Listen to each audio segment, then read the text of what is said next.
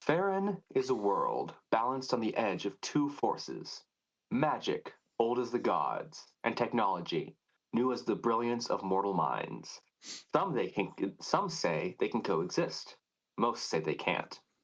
And in a city like Civitas Arcana, in halls like Arcana Magna, that tension hums beneath every conversation, every classroom, every secret. Tieflings walk those halls under suspicion. Magic is forbidden to them by law, and when one goes missing, authorities rarely bother to look. And that is exactly what has happened. Velith Saran, a tiefling student from the grid, vanished without a trace. The police shrugged it off, but Chancellor Myra Corrin didn't.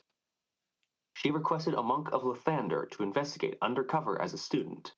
That monk was supposed to be Corvus, but Noldea, sent by her mysterious benefactor, the Fox, arrived first. Myra assumed she was the monk, and when Corvus arrived later, the two simply agreed to play along and work together. Talon was assigned by Myra to support the monks, and Edmar pieced together the truth through the eyes of his patron Lunaros, and inserted himself into the case. Meanwhile, during a school assembly announcing Arcana Magna's upgraded PA system, the speakers suddenly blasted a song by Blaze and the Dragonborn, a controversial bardic group known for their unconventional music and the fact that one of their members is a tiefling. Students cheered, but faculty did not. Archmage Dareth Veer ordered Talon, his son, to discover who hacked the system so they can be reprimanded and expelled. Together, the four of you agreed to investigate two things first. One, the location where Velith disappeared, and two, the three people he spoke to that night, captured on the security logs. And Noldea had one other lead she wanted to investigate, which was Velith's roommate, a Dragonborn. That's where we ended, preparing to split up, follow the suspects, and examine the disappearance site. But before we return to the investigation, we look back, 8 years ago, to two memories long buried, but not forgotten. The morning bell of the Lathander Monastery rings softly across the training hall, warm in tone, but doing little to melt the chills sitting over the room. Dozens of young students, all about 10 years old, sit cross-legged on woven mats. These are the children of the fallen, the orphans of Kael'Zor's army, the Order of the Dawn. The war that took their families ended 10 years ago, but the weight of it still hangs in the rafters like a shadow.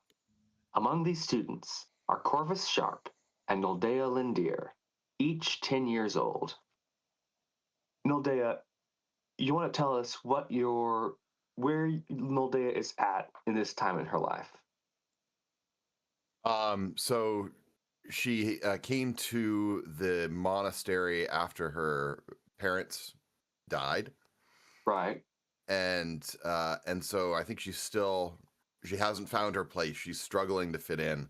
The disciplines of the monastery feel oppressive, and the just the turmoil and the just feeling lost from having been orphaned is not being satisfied by the teachings of the monastery. Yeah. So she knows that she doesn't really have other good options, and so she's trying, but it's not really working for her. And what about Corvus? Where's he at this time in his life? So similarly, I am here because my parents died. I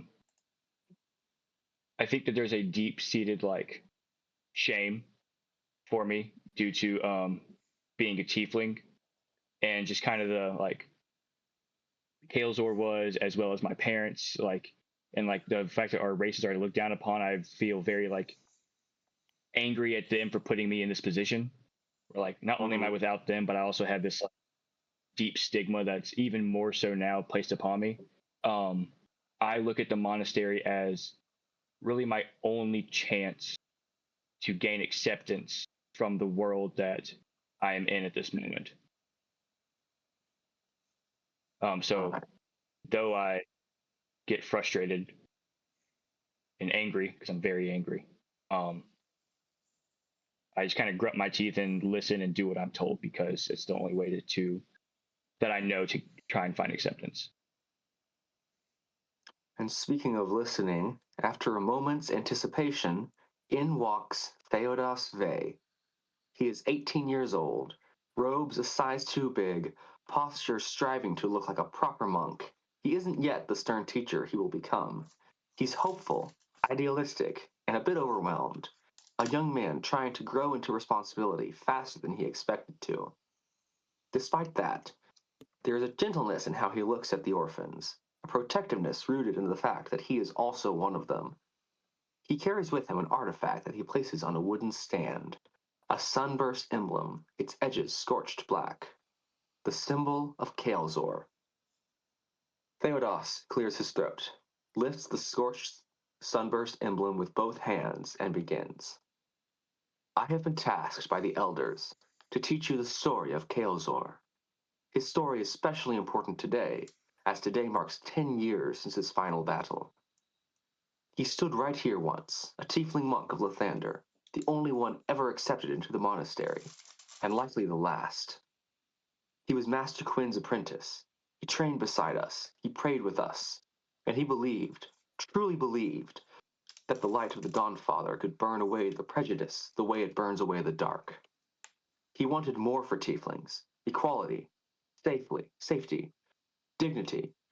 He petitioned the council again and again to lift the laws restricting tieflings' rights. No one listened. When the world ignored him, he changed. He believed revolution was the only path left. He gathered followers, your parents among them. He formed the Order of the Dawn and marched on Civitas Arcana, convinced he could raise injustice and rebuild something better. But Lathander teaches renewal through light, not destruction. Kael'Zor forgot that. Master Quinn met him on the battlefield. The army fell, and Kael'Zor fell with it. I don't tell you this to shame your families. They believed in hope. They believed in him. But Kael'Zor's path cost us all dearly. The Dawnfather gives us second chances, but some choices leave scars even light cannot fully heal. We honor the dead by learning from them, by choosing better, by walking towards the light without letting grief or anger twist our steps. And then, without warning, a presence fills the doorway. Master Gaijon Quinn stands there, silent, still, unreadable. His shadow stretches down the wooden floor. He watches and listens. Theodos hasn't noticed him yet. The air tightens, and he clears his throat. My young apprentice makes a point. While Kael'Zor's intentions were initially pure, it is his actions we cannot forgive. And we hope you all will strive to do better than what your parents were. Do you have any questions for either of us? I think at this point, Noldeus is just like so over all of these attempts at instruction and is just kind of like putting in the time here. She is not engaging, especially with the class. Doesn't care to hear any of this, vaunted wisdom, because it's not doing her any good. Mm-hmm, mm-hmm. And Corvus, what is he feeling? I'm feeling indignant, like when Talon said, not Talon, sorry, Theodos? Theodos, yeah, my bad. When Theodos said that he was likely that Kael'Zor was likely the last tiefling monk that would be accepted, I think I got he kind of like dashed my last hopes. So my question is going to be like to Gaijon Quinn. He said that the Kael'Zor was likely the last tiefling monk that would be taken. Gaijon. Why is Go ahead. my race be blamed for his actions? Like, why? There were other people than just tieflings there. So can I not be a monk?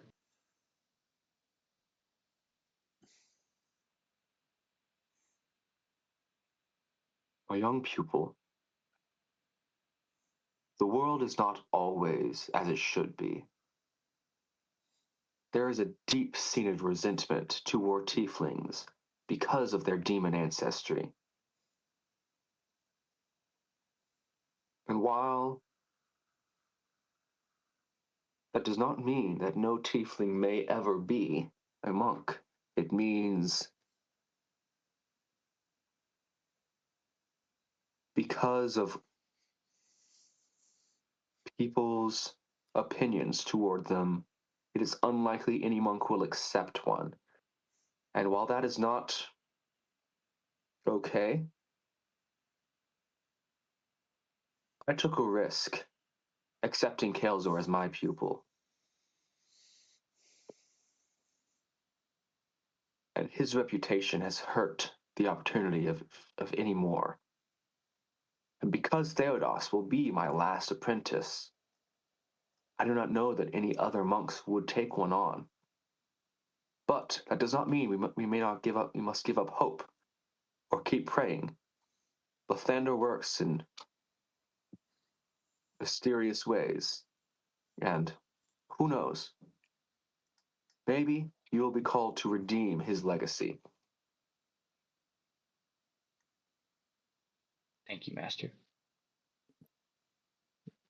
And I just kind of stopped there. I'm angry inside, but I'm not going to say anything else. We now move across the town in the halls of Arcana Magna. A young Talon Veer sits cross-legged on the floor of his room, tools scattered all around him. Beside him sits Lyra Vane, his babysitter, about 15 years of age, the girl who taught him everything he knows about technology. The two of you are hunched over a half-finished little machine, wires hanging out like bright copper noodles, when Lyra nudges you with her elbow. Hey, Talon, do you know what today is? No, what? She adjusts her sitting like she's about to launch into a bedtime story. A long time ago, 40 years, Ilara was born in Breachgate. Tiny thing in a family of rogues. Everybody in her family was pickpocketing and sneaking around. But her, when she was around your age, she discovered the intrigue of technology. Couldn't stop tinkering, taking apart locks just to see how they worked. Dedicated her life to learning everything she could in order to master it. Eventually, she got accepted into the grid, studied cybernetics, and completely crushed it. Graduated top of her class and joined the Cyber Knights, a group of cyberneticists dedicating to protecting the grid from any external threat. She quickly rose through the ranks and became their captain. Then came Kael'zor's Order of the Dawn. The whole city was panicking. Kael'zor's army stood at the gate, fighting Master Gaijon Quinn. And while everyone's attention was on the battle, the Cyber Knights were spread thin trying to protect the grid, and one of Kael'zor's agents infiltrated the main server building and uploaded a virus into the core. A virus that would overload the entire grid. Ilara got there just in time to catch what they were doing, but not soon enough to shut down the virus from the computers. Ilara uploaded her consciousness directly into the grid, something never before attempted and never attempted since. She was able to stabilize the system, holding back the virus from inside. And that's how she died. 10 years ago today. I was only 5 when it happened. I just remember seeing the whole city glowing blue. Turns out that was the overload beginning. With the grid saved, everyone in the grid began honoring her every year. She's hollowed as much as Gaijon Quinn is to the rest of Civitas Arcana. With her mind supporting the grid's infrastructure, it's stronger than ever. She not only saved the grid from destruction, she improved it. But legend has it that she is still conscious inside the grid, in the circuits, still guarding our code, helping when she can. Students at the grid will report accidentally deleting homework, then it's mysteriously restored the next day, or a bit of code that would have taken hours to fix was suddenly fixed without any explanation. We like to believe it's Ilara of the grid, the Silurian of the modern age. So today, back in the grid, Everyone lights a circuit box with her symbol, an electric blue 9-pointed star. Kids leave sculptures of her for the Cyberknights, and we remember the girl from Breachgate, who saved the grid. Do you believe that she's still conscious in the system? I don't know, but I would love it for it to be true. Sometimes that's the point of legends. It doesn't matter if it's true. What matters is what you believe. Suddenly you hear throat clearing. Your father, Archmage Dareth Veer, is standing over the two of you. He is furious. Lyra, I believe I made it clear. I do not want you filling the boy's head with this tech blasphemy. He grabs the machine you two are working on and with one swift motion slams it into the ground, obliterating it. He grabs Lyra by the wrist. You are never to speak to my son again, and I will see to it that neither you nor your family ever work in this town. Lyra protests, but her voice fades as he's dragged out of your room and down the hall, and he slams the door shut, and you are left alone with the broken pieces of the machine. Talon slowly starts to pick the pieces up and starts to try to get them back together again, realizing that they're broken beyond repair. He takes all the pieces and finds a box that he can put them all in and hide them, like underneath the dresser, hide them somewhere that his father won't know that he still has them. And just throw enough pieces into the garbage can so that he'll think that I cleaned it up, but I keep the majority of the pieces and hide them from him.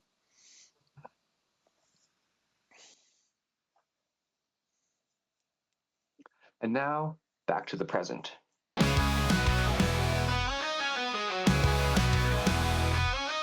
City's got teeth and it's hungry tonight. Magic and metal in the glow of the lights. From the forge to the grid, we're all chasing the high. So grab your sword and tie.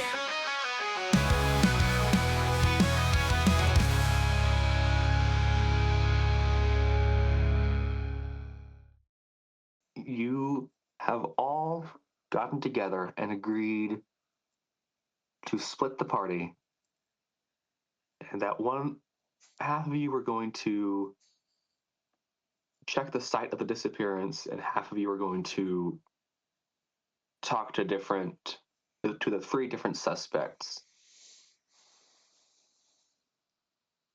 How are we going to split up the party? Well, I'm not the charisma person, so I'll go to the site of the disappearance. And remember, you said you wanted somebody with detect magic at that site, just to That check would it be all out. Edmar. So Edmar's going to the Yeah. site of the disappearance. I don't have detect magic. I do, so that's why I was going. Okay. Mhm. So I guess that leaves Noldia and Corvus to check out the different individuals. Which do you want to do? We're about to make some more really great charisma based checks here. I'm Oh sure. yeah, because your checks have been so great so far. Top tier. I'm sorry. What'd you say, Kian? Me and Noldea, Corvus and Noldea going sounds like the perfect situation. Yeah. It's gonna be great Best in friend. every single way. Yes. Technology, charisma, everything. It's gonna be fantastic. Yeah. So, which do we want to do first? Do we want to do the disappearance site, or do we want to do the suspects? Or we can have you guys roll initiative to decide what group goes first. I say let's put us out of our misery with all the investigation that Corvus and Nildea are gonna almost invariably fail at doing. Okay. So there were 4 individuals you wanted to speak to. There was the woman who Arvin had a long conversation with. There was the man that, sorry, not Arvin, that Velith got in a long conversation with. There was the man that Velith got into a heated argument with. And then there was Torrenvel, his teacher, who he had another discussion with in his office. And Naldea also wanted to check out his roommate, his Dragonborn roommate.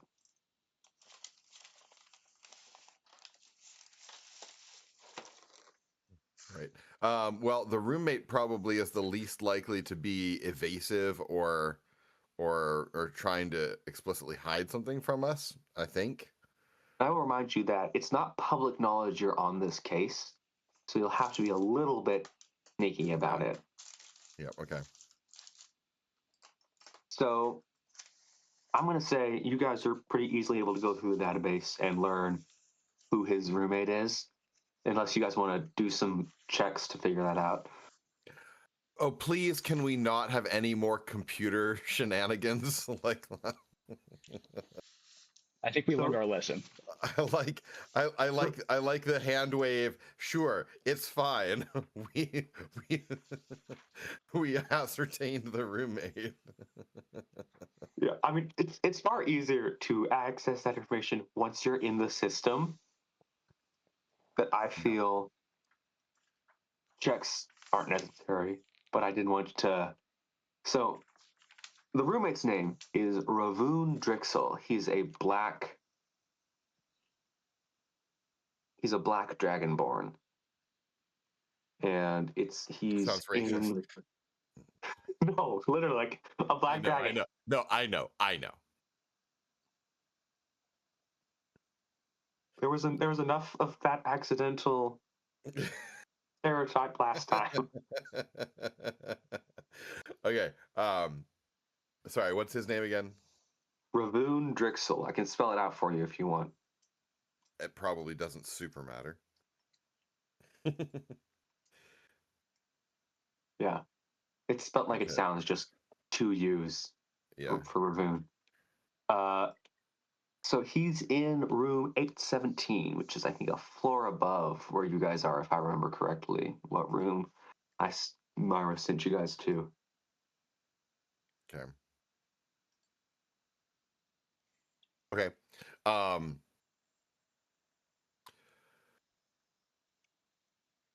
So, let's see.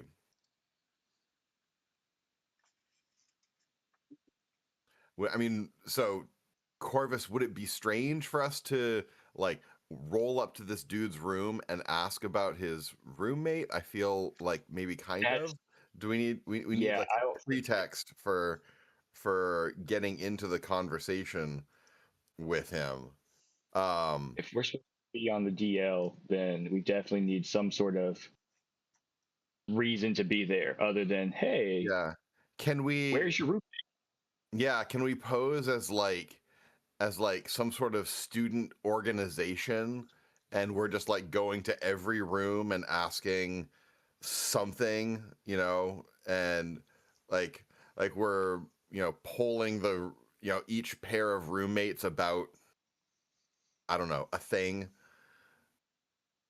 Yeah. Is there like a yearbook club? I mean, that would give us reason to like ask for like information about his roommate, like anybody who'd be in the room, Sure. and to keep pressing if we like find him afterwards. Yeah, that sounds plausible.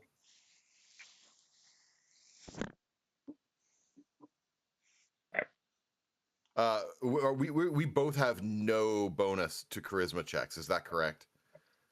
That is not correct. Oh, I have +4. Plus what? +4. Oh, +4. Oh, okay, fantastic. No, Dale, why were you doing all the charisma checks? That's a great question. Why was I doing any charisma checks? Now, the good thing is, with you guys together, you'll be able to give each other the help action. Yeah. But I will say the more unlikely your deceptions, the higher the DC is going to be. So what Right, of exactly course. are you going in with? So what we're going in with, well, and so the first question is like, what are we actually trying to get from him? Like he's the roommate. He's the roommate, so he may have seen Velith leaving that night. He did leave out from his room. He may just have information that you guys don't have because he knew him. Right. Different things. Whatever else you think might be relevant. Maybe anybody might. I might know him, or I've gone to like, hey, is there anybody that like may know where he's at if you don't? Stuff like that. I'm sorry, I heard Yeah. about half of what you said. Yeah, like other friends he might have had. Oh, my bad. Yeah. Yeah, Yeah. that would be good questions to ask. Okay. Yeah, sounds good. All right. Alrighty then. So how do you go about this? I think we need some kind of material, like a clipboard and some sheets of paper to Mm-hmm. make it look like we're actually doing something. I mean, I would say just also use a tablet. Oh, sure. Yeah, fine. Well, no. She doesn't want a tablet. She wants a clipboard and paper. um and I would say also let's actually go to like the 2 doors before his room to like provide that background, like noise in the hallway as we approach the room. Mm-hmm. And so that if other people you know so that he knows like, oh, it's not just me, provide that additional layer of plausibility. Yeah, that makes sense. Okay. We don't need to actually like play through each of those other interactions though, do we, or do you want to? I'm going to like speed through it, but I feel if you're going to have an interaction, and given how your charisma checks have gone so far, we need to have the go for at interaction. least some realism. Yeah, that's fine. Valid. I'm ready for the natural one. Let's do it. All right, so you go to a couple doors over. What do? You knock, ring the doorbell, just shout, "Hey, let me in!" Do they have those? Do they have those little like peephole knockers? No, these actually have like you ring the doorbell and there's a camera that reads your face. Oh, Which I'm not sure you would even know what that is. Like it's a doorbell, but yeah, I'm much more archaic in this manner. I think I just bang on the door like 3 times. Yep. You hear this voice coming from over the side of the door. Who is it?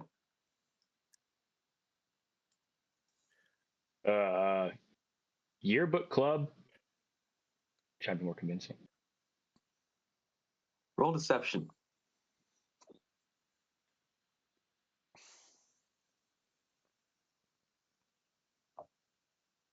$17.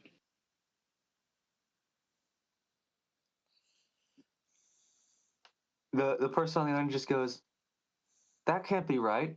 I'm the head of the yearbook club."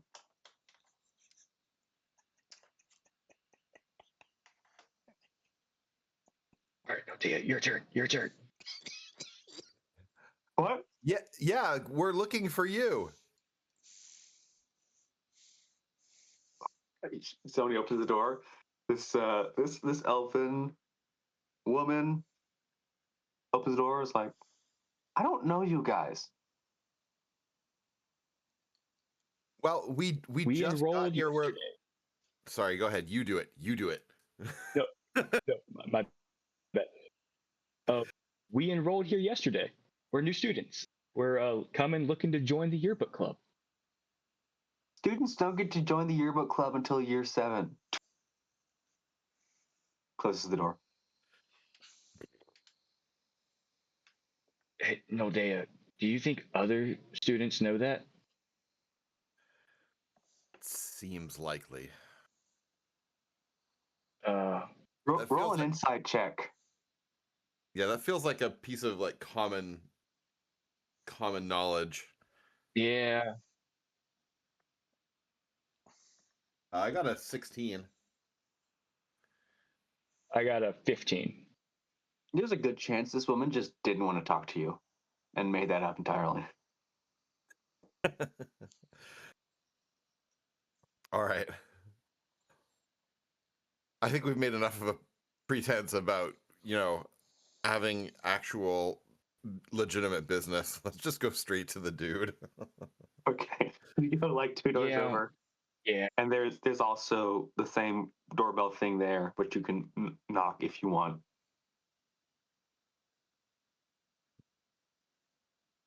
Yeah, let's knock on the door. What should our plan? Knock on the door? Okay.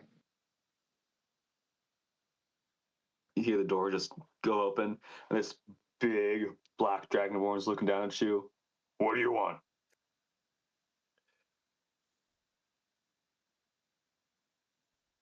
Yearbook club? Yearbook club. Yep. I'm rattled from the last lady. Didn't you guys come? Don't you guys usually come by at the end of the year? Normally we do, but we're doing sort of a before and after feature on some of the students. And so we wanted to get their first impressions of the year and then how it changed over the course of the terms. All right, make a deception check. Can I get does he get to give me the help action on that? Yeah, if he wants. Yeah. And what Alright. does that actually, what's the actual benefit of that? Advantage. Oh, sweet. Okay. But since you're doing the lying, you'll be having to do the roll. Right. Yeah. Well, at least that's something. Yay, nat 20. All right. It's just like The other one was an 8. it's just like, well, good to see you guys are finally stepping up. I've been saying you guys needed to start doing better. The last year's yearbook was awful. Just come on in, take a seat. Just don't look at my closet. Don't look at my cabinet. And he sits down on his bed and pulls each of you a chair and says, "What sort of questions you have for me?" Well, we usually are doing these interviews by pairs with roommates. Is your roommate around? Oh, Saran? No, he's on vacation. I don't know when he's going to In be the back. middle? Sometime. So he does. Okay. Wow, Yeah, he didn't tell me that's much so about it. strange. He just left.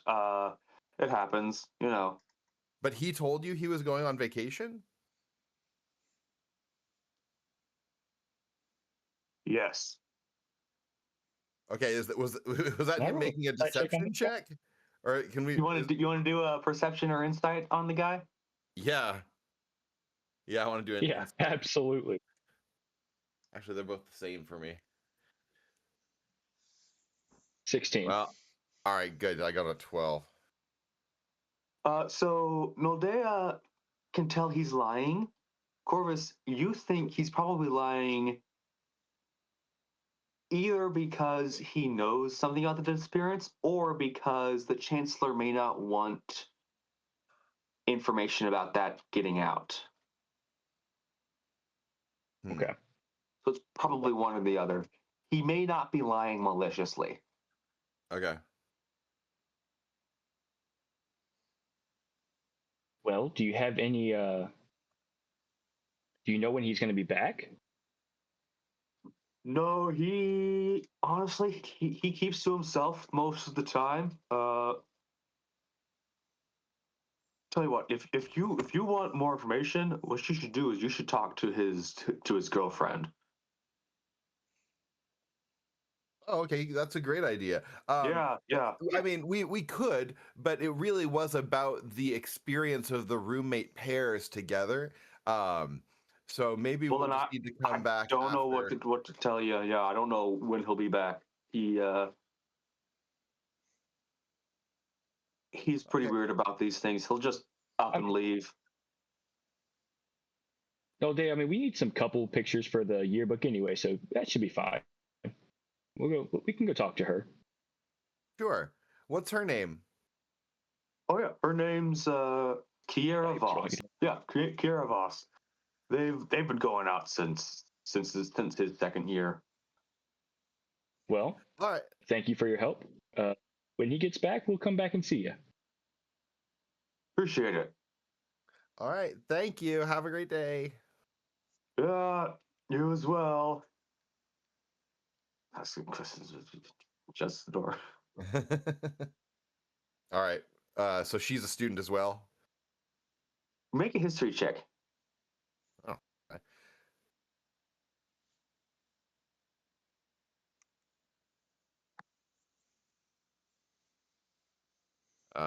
Oops. Not me. I got a 6. 15. Okay, Corvus, you recognize that Kiera was the same as the first name of the woman he had a long conversation with on the security cameras. Yeah, actually, I was just looking at my notes. I was like, wait a minute, that does sound familiar. Okay. Okay.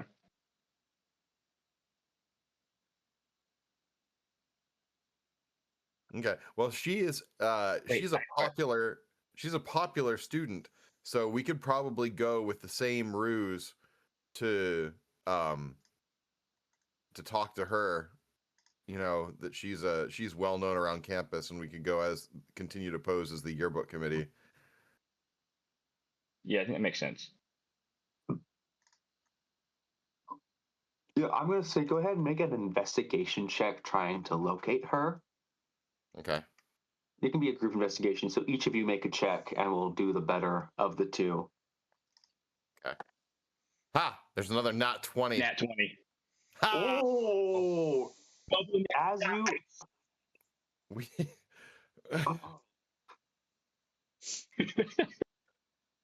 I'm not frustrated. I'm just like, how do I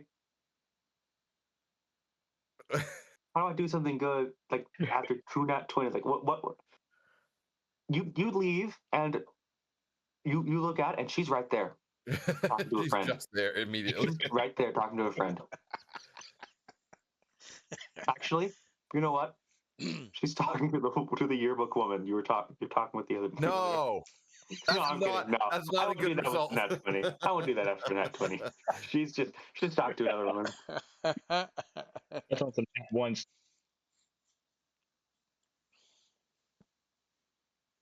So it's like here, right? Yeah, you just walk out the door and she's just like across the hall. Can I do an investigation, like to see if there's anything I can investigation check, see if there's anything I can like a reason why I would be going to talk to her, or is her being popular just like enough? That's not quite what you would do with an investigation check. More insight. Insight. Yeah, Okay, insight can I would do be an the kind of insight check? check you'd make. Yeah, if you want. 22. 22. Nice. Yeah. She seems like the kind of woman that just enjoys talking about herself, so she'll probably accept any pretense. Fantastic. What if we go up and we say we want to highlight like the best places for student couples that student couples enjoy on like date nights around campus. Mm-hmm. That sounds like a good idea. But All right, you guys want to do that? should be good. Let's do So that. she's in conversation with this other woman.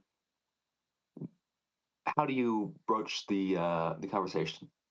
We could just like roll up and say, you know, we're yearbook committee. We're we're getting a head start on it because we want it to be really good this year. We've heard it's been bad in years past, and you two look like the kind of girls who would have, you know, have boyfriends. Where do you guys love to go on date nights around campus? Make a joint deception and persuasion check. But instead of persuasion, you could just do charisma if you wanted. Well, it's all, I have 0 bonus for any of them, so it's just Okay. a straight charisma check for me anyway. Is that just him, or we both roll? We both do. Okay. He can give you the help action. Yeah, that sounds like a better plan. Yep. So you roll with advantage. Okay. So, and it's which two checks? Deception and then persuasion. So you deception to see if she buys it. Persuasion to see if she is persuaded to do the interview. So it's 2 okay. rolls. I got an 8. Yeah. Oh, okay. And they're Right? both with Is advantage. that what you're saying? It's 2 rolls? It's 2 rolls, Yeah. both with advantage. So I got an 18 on both of the first two, which would be the Persuasion. what was it? The Mm-hmm. Okay. persuasion with Or sorry, no, the and deception. then I got a 10. We had deception. And I got a 10 on persuasion. Persuasion. Okay. So the other woman just goes, I don't got time for this, and walks off. And Kiera looks at you and goes, I'm sorry, I don't have a boyfriend.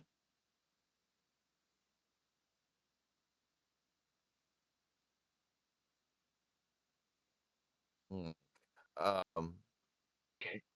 Oh, that's a shame. You know, I feel like we didn't. I just see you with there was a rather dashing tiefling that I saw you with the other day, didn't I?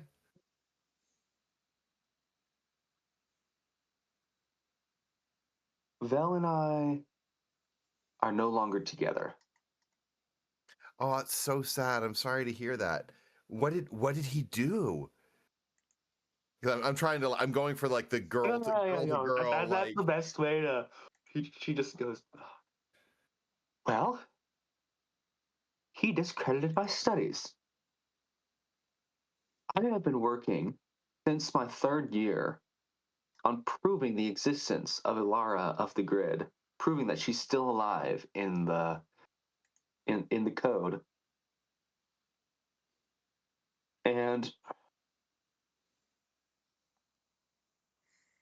he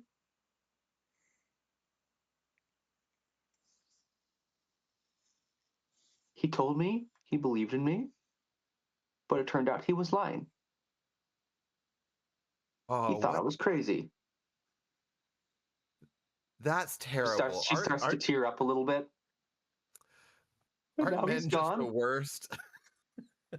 Well, oh, wait, hold on a second. Now he's gone. What do you mean now he's gone? I don't know. Right after we broke up, he just disappeared. And I can't help but think I had something to do with it. I can't help but think he just.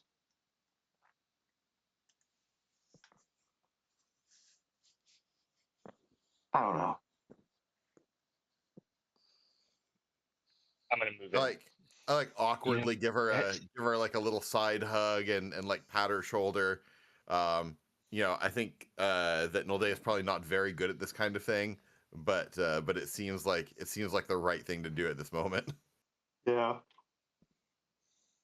I'm just gonna be like, oh, that's such a shame.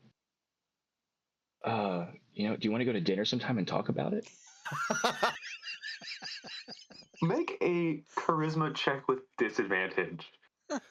Nodea's gonna really Okay. give you like a dagger's dagger looks for that, because that's a I got a 17. So dude just goes,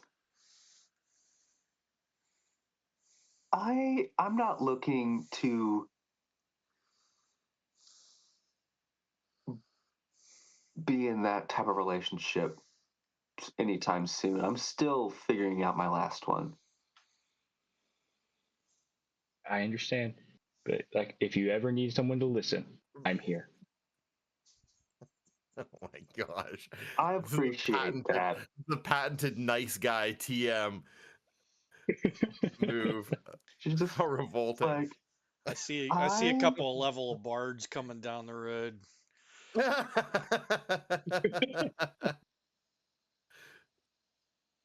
she just goes, well,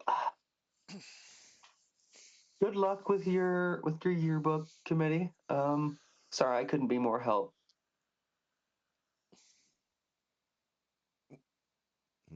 I think we're gonna push the luck just a little bit and say, like, you don't think anything suspicious happened to him, do you?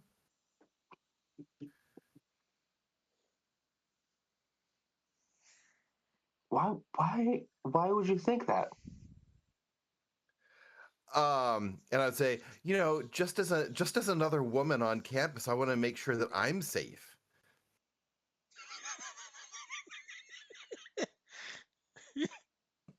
I don't know. Right before Vel disappeared, he came to talk to me the day before he disappeared. He said he had found proof that Alara existed, but I assumed he was just making it up to try to get back together with me. But I haven't seen anything of him since.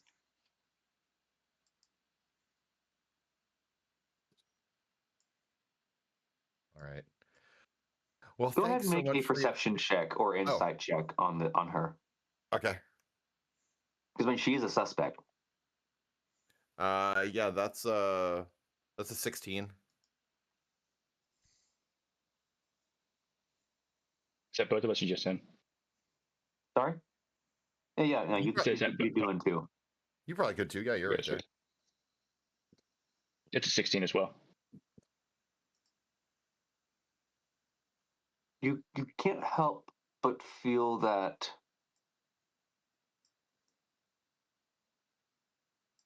she's not being entirely truthful. Hmm.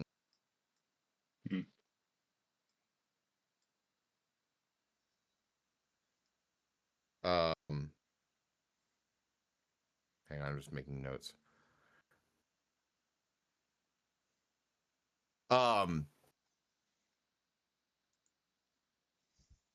Okay, so she may not be telling entirely the truth that about what part that he thought that Alara still existed, or So the what she was when she was talking about their conversation right before he disappeared, you get the feeling that something about that was a lie.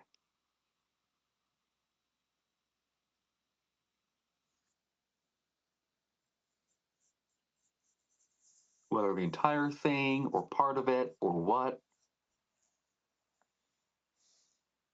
so maybe she's covering something up. Possible.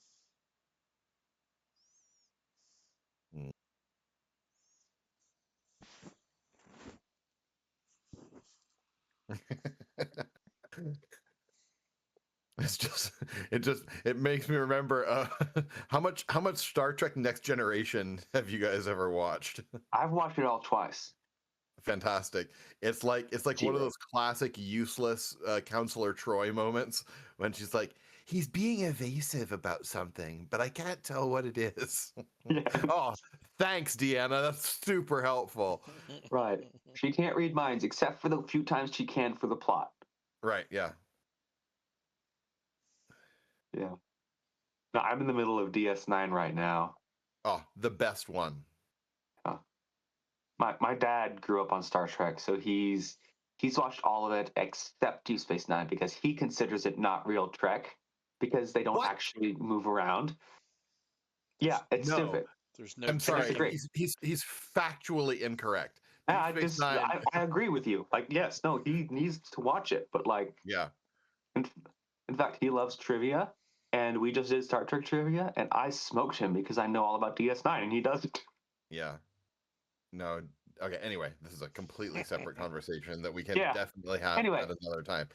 Yeah. Okay. So she might be covering up. She might be hiding something. He's covering up about- something or lying about something. Yeah. It's possible that he never came to her. It's possible that what their conversation wasn't true. Well, no, we or- know that he came to her because we have the video. Right. Yeah, you do know that part. Yeah. Okay. So do you want to Okay. you want to press it or do you want to leave it as is for now? Okay, so she said he thought that she said that he came to her and said that he had proof that Alara does exist, but she thought maybe he was just making it up so that he could get back together with her. That is what That she was said. the Yes. statement. Okay. She thought that he was just making stuff up so they could get back together. Okay. Then I feel like the only real way to press on that is to ask her about the nature of the proof that he said he had. Like, that story about Alara is so interesting to me. What kind of proof did he say he had? He didn't say what kind, and honestly, I wasn't interested. I'm sure he was just making something up. But if that's been your work for, over half the time that you've been here, why wouldn't you have been interested in it?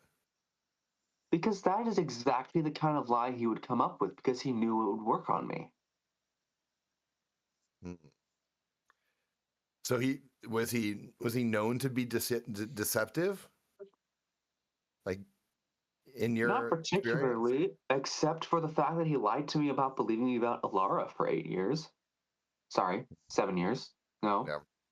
6 years. Do I hear 3? Sorry, we've been together so long, I forget when what happened. I've been here 7 years, Right. but I've only been dating him 6 years. Mm-hmm. Well, that's a long time to have been with somebody, and for it to have fallen apart like that, I'm sure you're very distraught, and I'm sorry that happened to you. I appreciate that, but I really should go catch up with my friend. Okay, well, have a better day. Thank you. See you around. Yeah.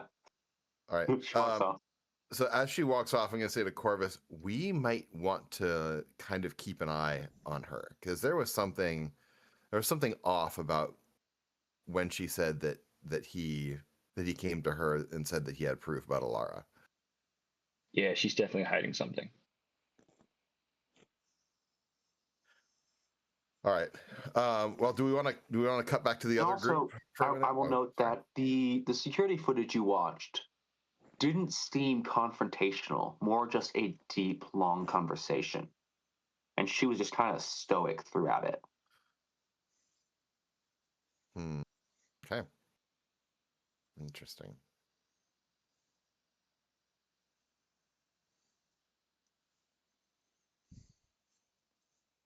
So less of an argument, more of a stony conversation on her part. That's what it looked like. Yeah. With the sort of the with body security language footage. cues. Yeah. Okay. Yeah. All right. Yeah, you can try to meet up with the others, or you can continue investigating the other two guys. Well, yeah, we need to see the other two guys. I was just saying, do we want to let the other group have a turn? Or do we want to do all of the investigation? I'm gonna say Right away. it doesn't really matter too much, but their investigation is going to be far shorter than yours. Okay.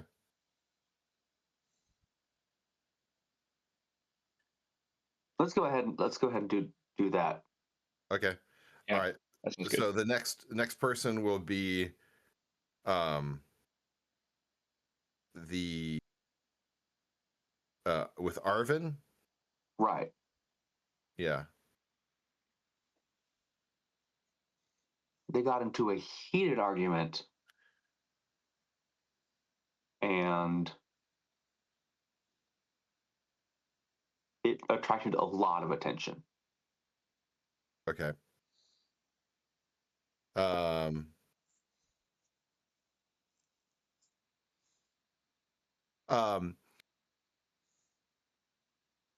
Is there anybody? I think that I feel like we would do better going into the conversation with Arvin if we had some idea of what that argument was ahead of time.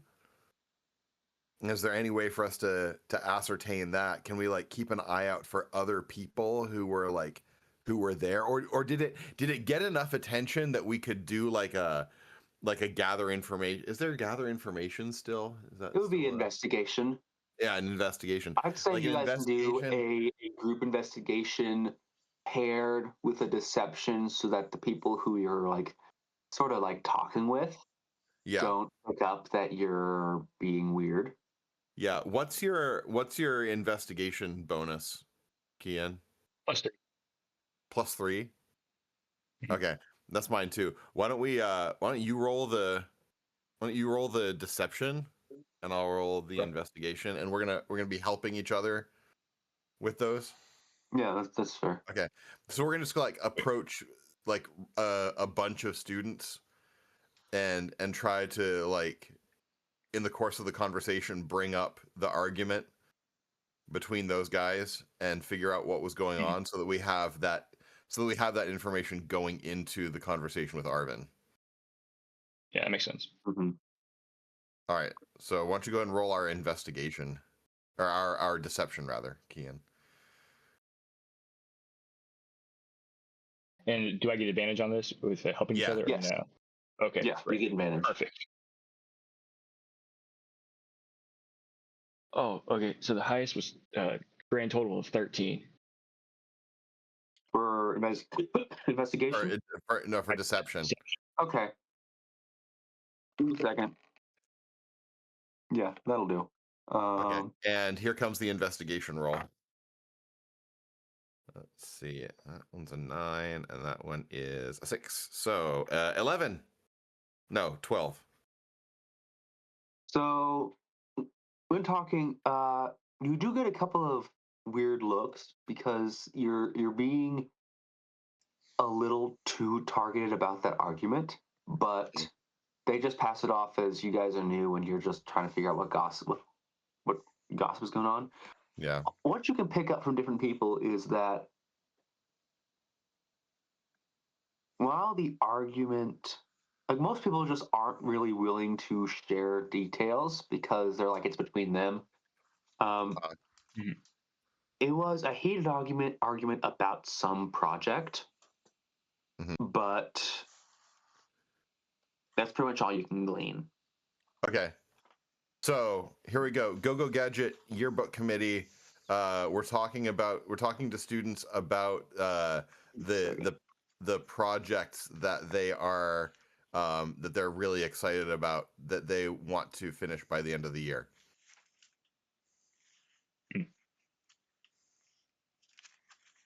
All right, so you want to track down Arvin, and then Yeah. Yep, we're gonna track down Arvin, and then that's gonna be the approach. So investigation check to find him. Probably. Yeah. yeah, go ahead. All right, that is a 22, or sorry, a 21 investigation. Yeah, Go for it. He's in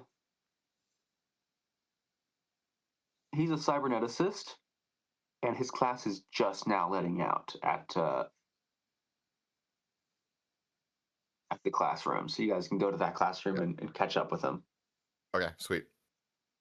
All right, you make the roll for the deception and approach there, because Nat 20. yes. So what do you say to him? It's like, hey, Arvin, right? Arvin? Who's asking? We are part of the yearbook committee. We're doing like a Don't you section guys on usually class meet project. towards the end of the year? Yes, I should really do this up front every time. We're trying to be more thorough this time because the yearbook has been, by all accounts, horrible last year, and we're trying to be That's more true. thorough and just make sure that that we have a great that we're well prepared to have a great yearbook this year. And we're doing a section on projects. So wanted to know if you had any projects that you had going on that you would like to have like featured in the yearbook. Well, pretty early in the year to tell, and I've had project ideas stolen in the past. So I'm not sure if I want to just share them with somebody just because they say they're with the yearbook committee, even if you actually are. I've had too many projects stolen to. Did somebody try to steal your project idea? Yes. What happened? There's a student in my year, Vilas Ferrin. Every year, he and I come up with the exact same project, and it cannot be coincidence. I'm telling you. Somehow, this guy's getting access to my ideas, and this guy, he has the nerve to say that I stole his ideas.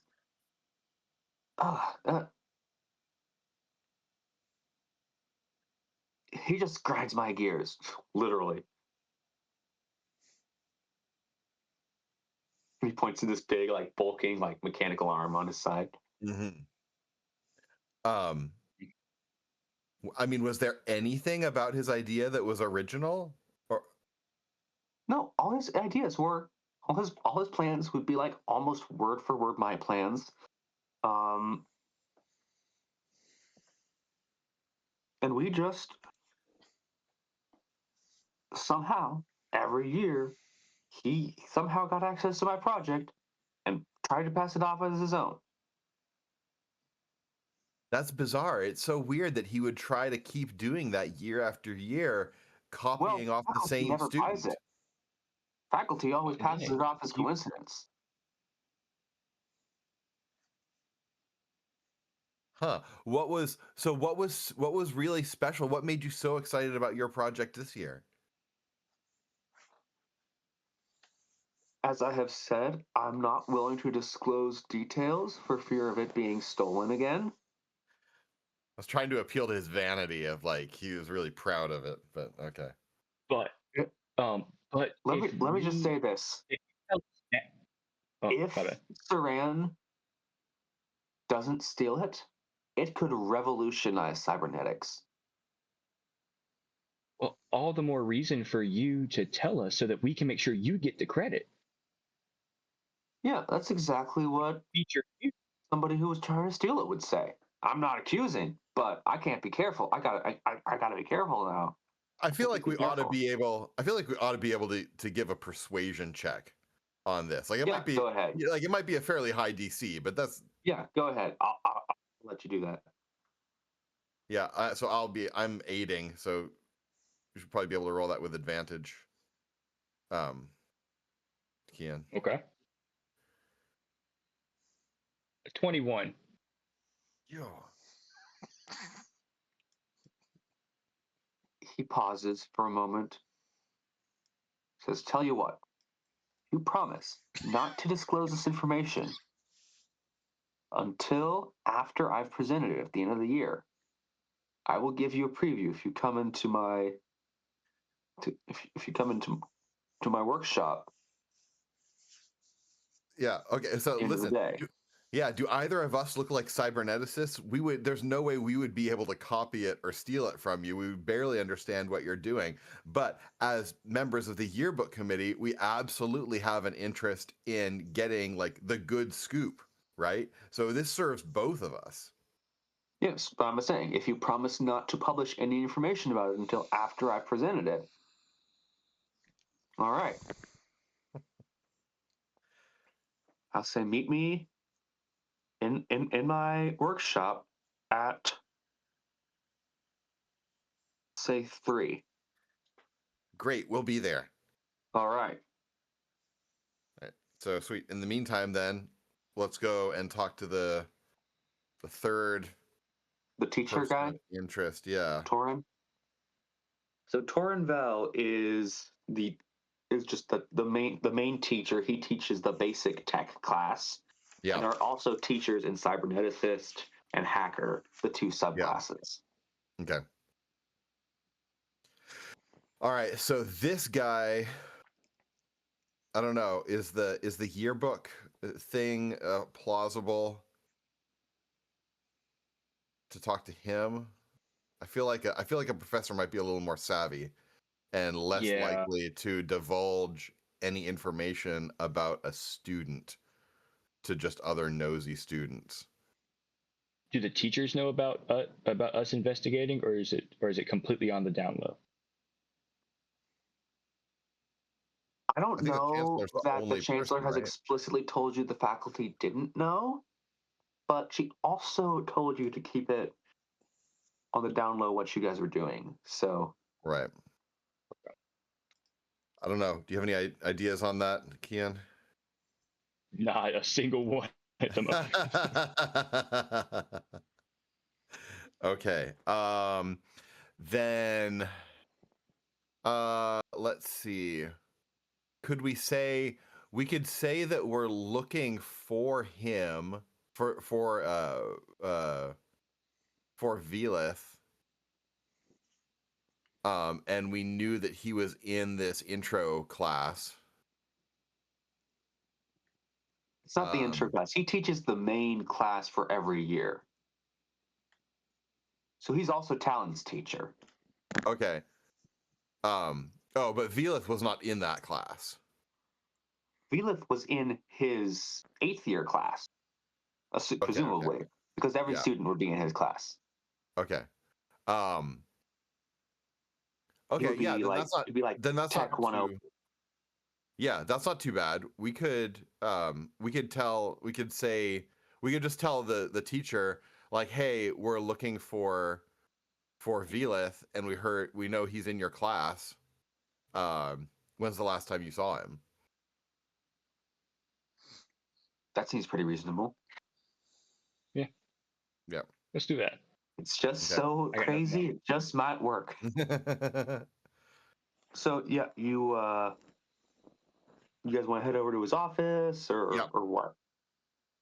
Yeah. Yeah, just wherever he might be, if he's in class at this point, or if he has office hours, or what. Yeah, so he's got his office. Okay. Sweet. Let's go to the office then.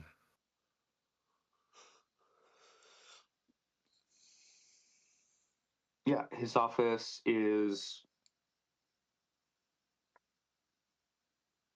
His door is closed, but it just says knock before entry. Mm-hmm. Okay. Knock, knock, knock.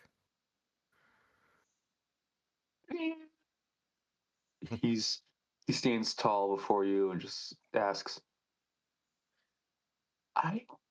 you 2 are the transfer students, correct? That's right.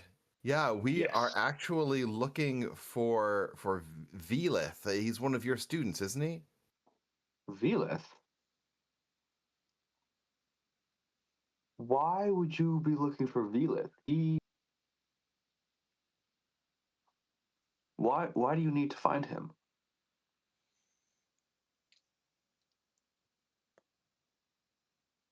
Yearbook. Well, Sorry, go ahead. No, what do you have? What have you got, Kian? Well, we heard that he was just a really standout student, and we're kind of struggling in our studies, and we're hoping that he could maybe tutor us. That's Well, a great one. make a deception check. Can I give him 16. the aid? Okay. Yeah, go ahead. I'll roll another one just in case. Nat 20. Yeah. You guys are wasting all the nat 20s this session. We're just making up for how miserably the last session went. Yes, Yeah, this All is balances out. that's He right. just- That's right. he goes, well, you are out of luck. He has been off campus for the past week. Oh, that's so strange to be off campus in the middle of the term. Is he okay? I am not privy to a student's personal information. Can we roll an insight on that? Yeah. 14. 9. Wait. 12. Sorry, I forgot to add my bonuses. Excuse me. Doesn't So matter. Naldia can pick up that this guy, he definitely knows about the disappearance, but also he's not just going to tell a random student, this tiefling went missing, we don't know where he is. The faculty is ill-equipped to take care of the students. Right. Okay. Okay. So no, but then I would ask, like, but in your estimation, would he be a good tutor, or would we be better served to find? Oh, find some absolutely. other... He's my top student. If you were to pick between my two top students, it would definitely be him, hands down. Okay. There wasn't anyone else around when they had their argument, though, right? They Was didn't that a have an private? argument. They had a long discussion. Arvin was the one with the argument. Okay. They just had a long discussion in his office. Yeah. Okay. So we should not know about that. No, you realistically, you probably wouldn't know. That would make him exceptionally suspicious. Okay. Exceptionally sus. Super sus. Okay. Super sus. Remind me of the name, the person that's inside the grid, like, or the Oh, Ilara. Ilara of the grid. Is it Ilara? Ilara. Elara. Okay, so I thought it was Alara. Can I do an investigation check to see if there's any sort of like reference to Ilara in his office? You want to go snooping around this guy's office while he's there and look? No, just like a passive, just glancing around. Yeah. You can do a perception. Okay.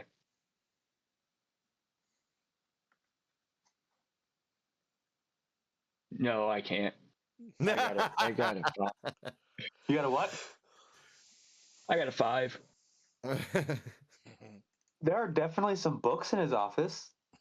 They got words on them, but it's mostly Awesome. tablets and computers and stuff. Okay.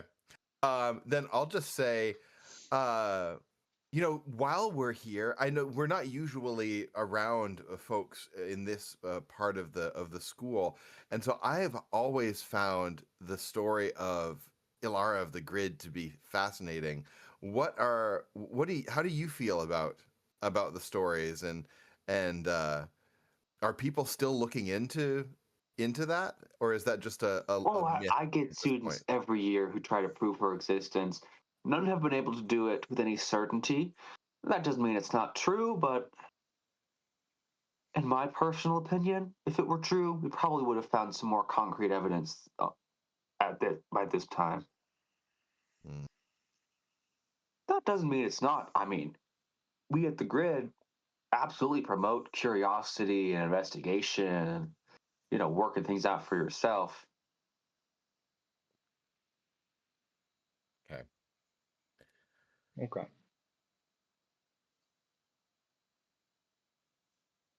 Now, that doesn't mean that, sometimes people don't work together. I mean, take Saran. The day before he left, he had some issues on his project, and he came to talk through that, and I helped him sort his issues out. And that's open to any student who has any issues. I like to think of myself as the cool teacher. Everyone does. Have any of you guys seen the TV show Boy Meets World? Well, the old one, Boy Meets Yeah, World. I took some inspiration from Mr. Turner when I was designing this guy. Mr. Turner is the cool teacher, though. Yeah. That's true. This guy's actually awesome. Sweet. Yeah. But yeah, he's just like, no, I mean, and I've done that with many a student many times. Anytime you need any help, feel free to come to me. All right, so I'm just going to push this just a little bit. It reminds me, we actually happened to speak with another cybernetics student, Arvin, who said that Velith was copying his project. Is that true?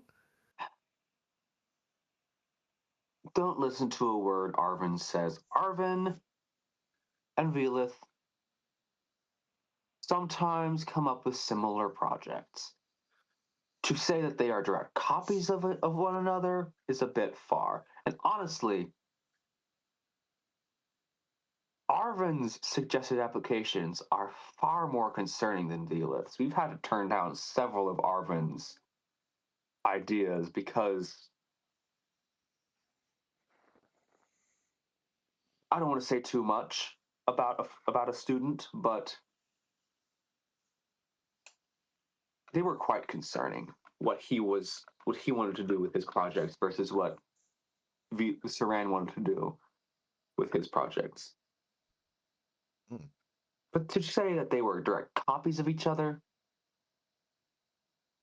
the similarities were barely there. It was in their heads.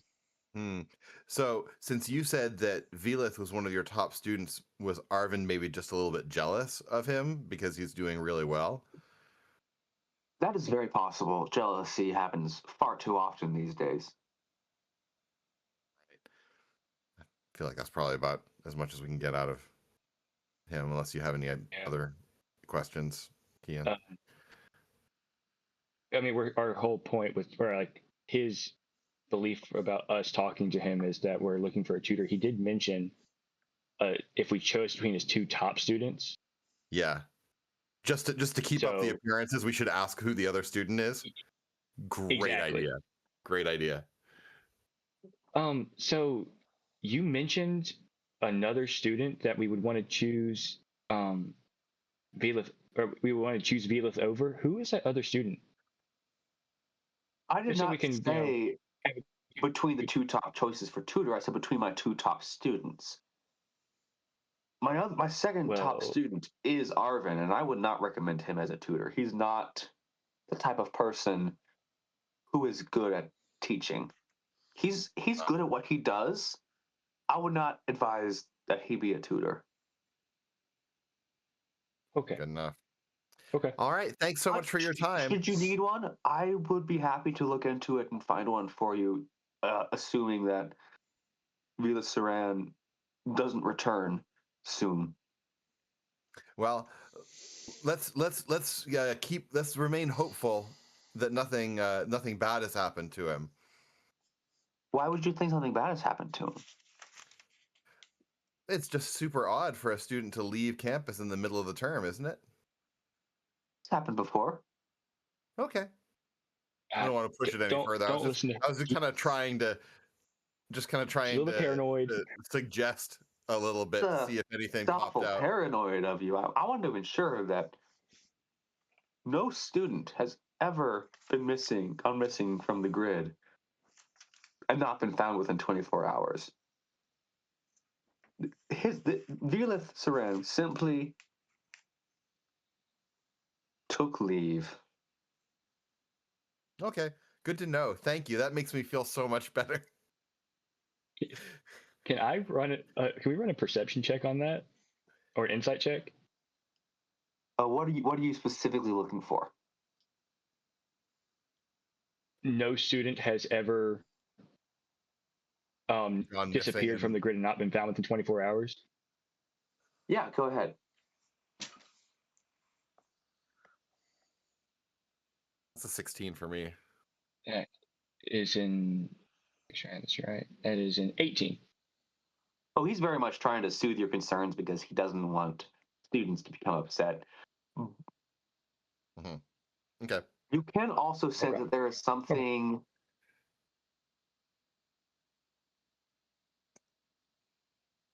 He's been very on edge this entire conversation, especially when you bring up Saran. Mhm. Okay. Okay.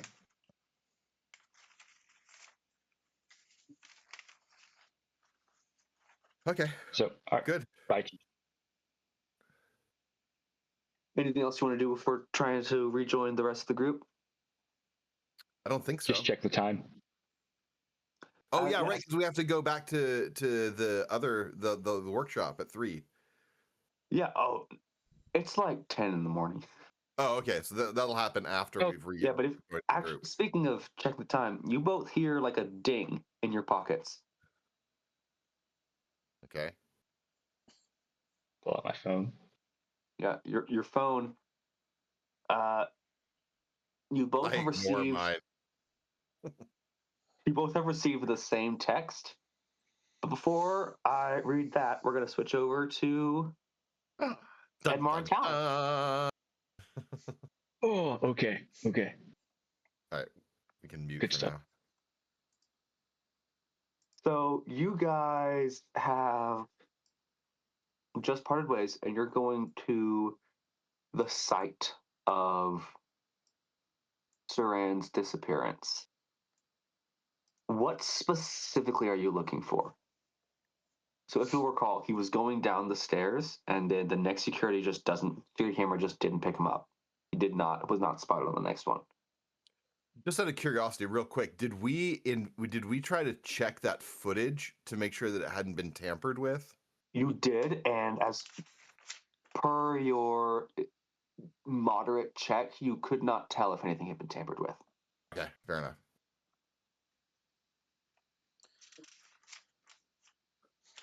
So the footage of both cameras was in the same stairwell. Yes, so it's like So one those camera. stairs that go like that, and then a platform, and then camera down. Okay. So there was a camera up here, and then there's a camera like right in front of the next stairwell. Right. And so like as he goes like past, he's just gone on the next camera. Okay. I mean, I think we just need to get in that stairwell and check the cameras, and then maybe try the detect magic or do some other investigating, just see if we can figure out what happened between the two cameras. Okay. So you guys make it there. Class has just started at this point, so you guys are. It's fairly empty. Cool. There's a few students around, but nothing to be super concerned about.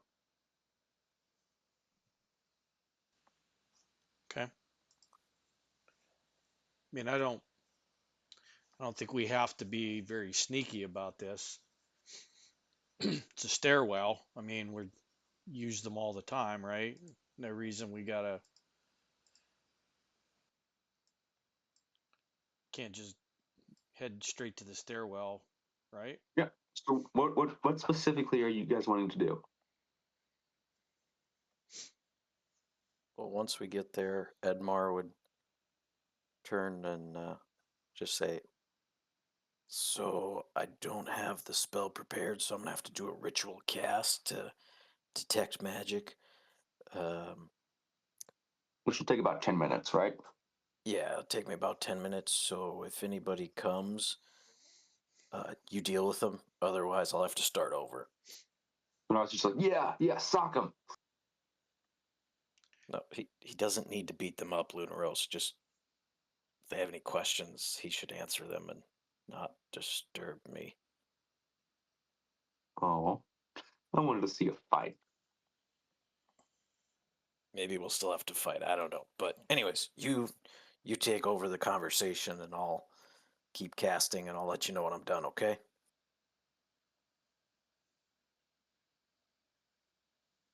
Are you talking to me or Lunaros? No, I'm looking at you. I'm talking to you. Okay. Well, it's hard to tell sometimes. Okay. Yeah, I got it. All right. And then All right, we'll go about doing the spell. And then Lunaros just like sort of sits next to Talon and we're like, I'm gonna watch out, look out with you. Okay. This is boring. So you're a success. You know what?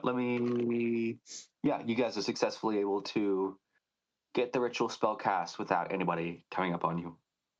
So you can detect that there was definitely magic used, but it's almost like fuzzy.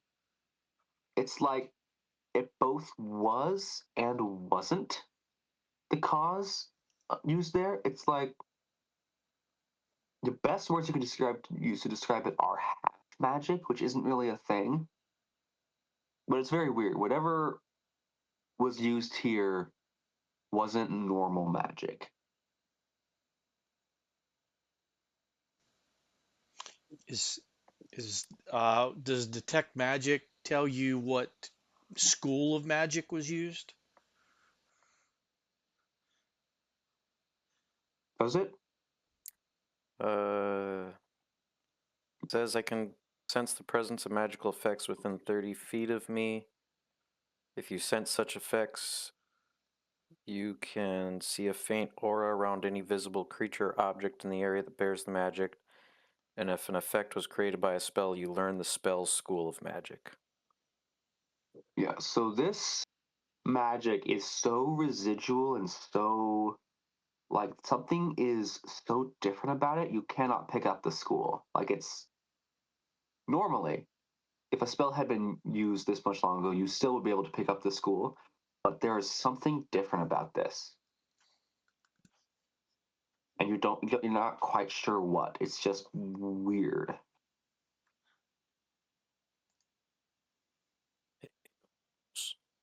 Do you recognize this magic that's going on here at all? Because this is different than anything I've learned in class. Who are you talking to? Lunaros. Oh, Lunaros is down with Talon. Well, they're right near me, aren't they?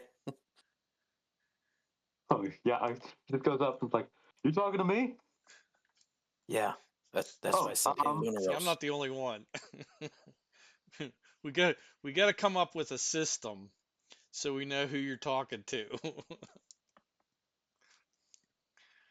I mean, I'm as new to this as you are. I've been around for a century, but like, I didn't do much. There wasn't much to do. I can't talk to most people. I can't really do magic on my own. I have to do it through my cleric. So I don't know. I didn't know if maybe this felt like, one of the other gods that you've met or something like that, where you could be like, oh yeah, this is from so. I've never met another god. I've gotten some emails from Top Bunkius, but some cease and desist emails. Fair enough.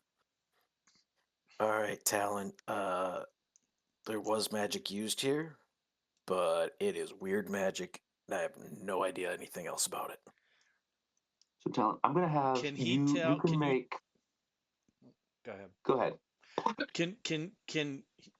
Can we tell where the magic was focused? Like, was it focused on something in particular, the cameras, the stairs, an area, or is it just sort of throughout this whole stairwell? It's focused in like the exact spot where Avilith would have been walking at that time. So yeah, It's just kind of focused right it takes up in the this entire spot. part of where he was. And this spot is between the view of the two cameras. Right, directly between. So what happened? Whoever did this knew exactly where the blind spot was at. That's a reasonable presumption. Okay. I'm gonna have Talon do either. You can either make a perception check, a computer's check, or an arcana check.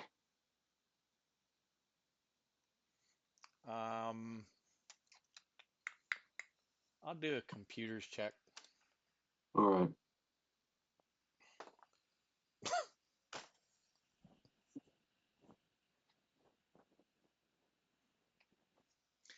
It's a nat one. You got a nat one? But it's a 7.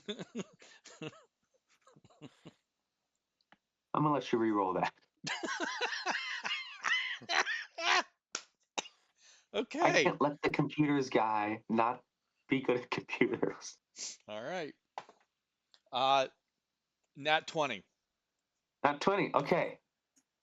There's What definitely is happening? So you can sense some. You can detect through your tablet by accessing like the atmosphere and different things that there is definitely some electromagnetic disturbance in the exact same area where he's detecting the magic, like the half magic.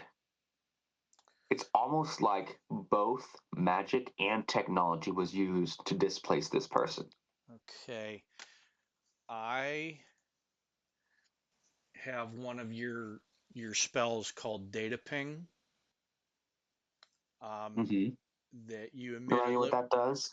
You emit a low frequency magical ping that reveals subtle energies. Choose one object, device, or creature within range. You learn its basic function, nature, mundane, magical, or technological, and hit points if an object. If the target is magical or technological, you also learn whether it is currently active, dormant, or damaged. So I don't know. That would be good, except there is no specific There's no object to cast it on. I know. It's just residue from something having disappeared. But it's both electromagnetic and magical. So whoever did this has access to both magic and tech.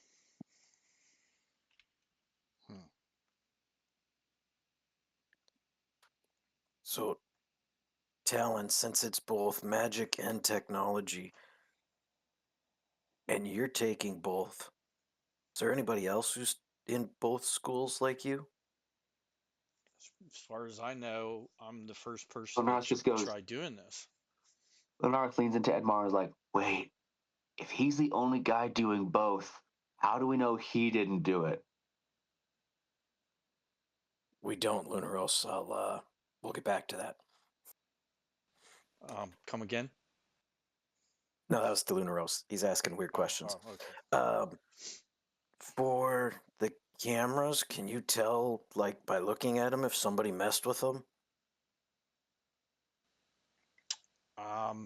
Maybe I could data ping the cameras. Yeah. Let me pull up those spells on my end so I can read the exact details. How many first level or whatever level spell slots do you have? That's a cantrip. Oh, it's a cantrip. Dang, that's a powerful cantrip. I'll give you a good one. Exactly my thinking, but too late now, DM.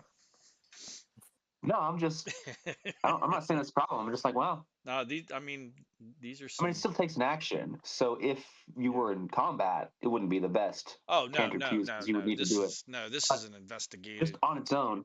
Yeah.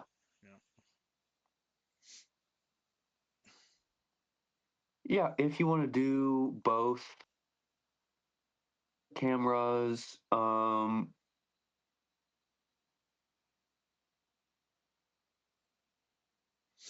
its basic function is it's a security camera.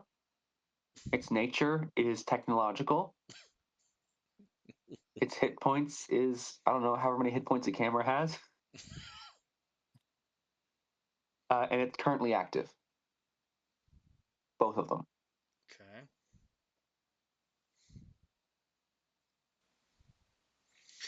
Well, that didn't go anywhere.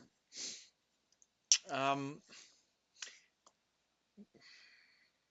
can I make just an investigation check, just looking over the this area, just to see if there's anything out of the ordinary at all, even the tiniest little detail, just anything at all. Come again? Make an investigation check to just like look at this area where this magic is concentrated, just to see Yeah, if yeah, there's go ahead. anything physical out of place, anything whatsoever. Yeah, go ahead and roll investigation for me. It's a 9.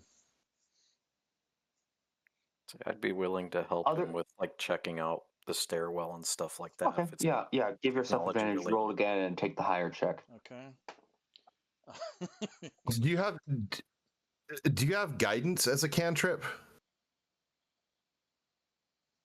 Yes, I do. So I will There touch might be him and cast guidance. So that means you get an additional D4 on your roll. All right. That's going to be 12. So yeah, what you can glean, you've already gleaned. There was definitely some mixture of magic and technology used to make this person either be destroyed or disappeared, or teleported. So he's either dead, invisible, or somewhere else. If he was invisible, I would have seen him with the detect magic. I think if he were invisible, you could fairly assume he wasn't going to stay in the one spot. Right.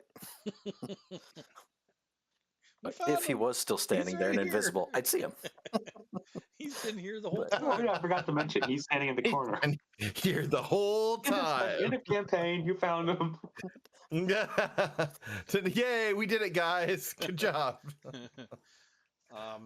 Yeah, I don't know what else Oh, we can. wait, Talon. What did you get on your investigation? 12. 12. So as you're looking through, you're going deep, really searching, and you find that at the base of where he was, you find this tiny little 7-pointed golden star. Like, You recognize this as the symbol of the Order of the Dawn. Dun dun dun. and do I know what the Order of the Dawn is? Oh yeah, no, everybody knows the Order of the Dawn is Kael'Zor's order. Remember that was the whole thing? I'm sure you were paying attention, Fred. That was the whole story that we told at the very beginning of the session. Yeah, I tuned out that part. No, Fred, you're saying, oh, right. Yes, of course I was listening. It just slipped my mind. Nope. I'm going to be really honest. I was not listening. I was looking everywhere. Yeah, no, Kael'Zor. I was looking all over for my notebook. I couldn't find it anywhere. So Kael'Zor was a tiefling monk who was trained. I got bits and pieces of it. I just missed the 7-point star. So the star, like, is it is this like a pin? Is it like drawn, painted on? So it's just sort of like burned into it, kind of like a brand. Ooh. Ooh. But it's also tiny. Like it's like if you hadn't really been looking, you would have missed it. What, like dime sized or what? I'd say yeah, a little about dime sized. And it's Or I believe in this they are called tins. TIN. tin sized. And this is on the step or on the wall? Right at the base of where he would have been standing when he either On died, disappeared, or turned invisible. transported. Mm-hmm. Yeah, or turn invisible. Well, disappeared is Huh. So can I take my detect magic spell and as he's pointing this out, kind of focus it more on that point and getting any additional information about that symbol with the detect magic spell? this is just part of the residue of whatever spell was used. Yeah. Unfortunately, and that's not how detect magic works either. Like you get the effect in the area, and like that's all you get. Like there's no such thing as a focused detect magic. Right, but when I was Unfortunately. looking around, I was just kind of seeing everything, so I didn't know if by looking at this specifically, if I'd be able to tell, hey, it's transmutation or something. But So when he cast detect magic, it didn't ping. So we can assume in and of itself it's not magical. It's just Right. something left You can behind. suppose it's part of the residue of everything. It was an effect of whatever happened. Right, but not in and of itself magical. Right. Okay. So, Talon, if he was moving through here and then it happened, it would either have to be him doing it or someone else. If it was someone else, they'd almost have to have a way to know he was being here. So either they had access to the live stream of the cameras, maybe there's a hiding spot around here. And so I'll kind of like start touching the wall to see if maybe there's like a loose Go brick ahead open the and door or make something. an investigation check of the general area. All right. Okay. Can I help him? Yeah, go ahead.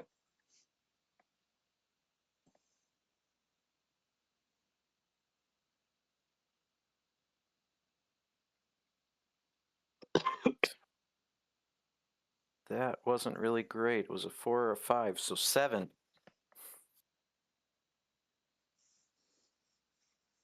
Nothing more than what Talon's already found. I asked Lunaros if he can go through walls. Yeah, I can go through walls. Look. Can you stick your head through this wall and see if there's like a hidden room behind it or something? Which wall? Kind of right where the blind spot is. Yeah, he just goes, okay. It's just solid stone. There's some wires inside and stuff, but sorry, no, not solid stone. It's just it's like a thin, like basic housing, and there's there's stuff inside, but it's not. There's no like entrances or anything. Like there's wires hung across, and the grid has all sorts of things around. But it's nobody could just no adult could fit in there. No adult human-sized person. If if somebody did this, they would almost have to have been in that stairwell and should have shown up on the camera. So it almost seems like he did this himself. Let me make a check for Lunaros. Lunaros, wow, he got a good check. He's like, well, the person could have put a tracker on him. and waited for him to be in that spot before activating whatever. I can't hear him. Hey, Talon, what about a tracker? Would that work? That's more of a technology thing, I think. Well, a tracker would let them know where he is, but to cast a spell, they would almost have to have line of sight. But this is weird magic too, mixed with technology. Well, It could have I been don't know. some sort of Maybe he glyph, had some access sort of. to the security cameras or something. Yeah. What if he was watching through the security cameras? Would that count as line of sight? For That's weird. for strictly arcane, I don't think so.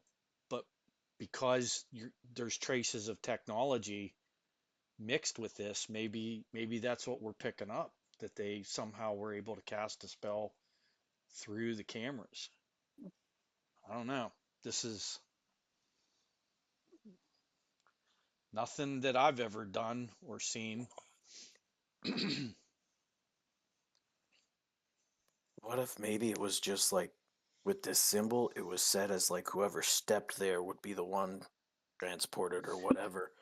So what if it just happened to be Velith and it wasn't, So not you like a guys, like as a I said, glyph. you guys can see there's nothing magical about this symbol. It's more residue from whatever happened. Right. But if there had been like a glyph had been set there, but we would see on the footage someone, I don't know. We're grasping at straws right now. Mm. Maybe we should regroup with the other two and see what they found out. Yeah, there's much more to discover here. Well, let's go meet up with them. So you guys gonna go back to the dorm or what? Yeah, can I take a picture of the little 7-point star with my tablet? Yeah. Okay. So Yes. you guys, it's about 9:30 when you guys get back. They're not back yet. Right around 10 o'clock, Talon, you hear a ping on your phone. Where did we go back to? To The dorm, which dorm? your dorm. Me and Edmar. No, you're and I have two. your tech dorm. The tech dorm. In the grid. Okay. Okay. Yeah, that's where you guys left. So I assume Okay. that's where you guys. All right. All right. And this is the ping that pings at the same time as Corvus and Oldea's phones ping. And you get this text.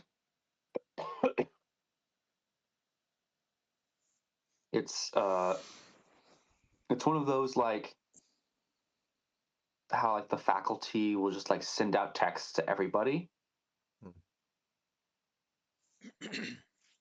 The text goes, Blazing the Dragonborn, new EP drop. Be at the warehouse on 10 and 7th at midnight in order to receive exclusive access to this new EP. In addition, one of these songs will be performed live by the band and streamed holographically into the warehouse. Be sure to bring a hard drive in order to download the EP.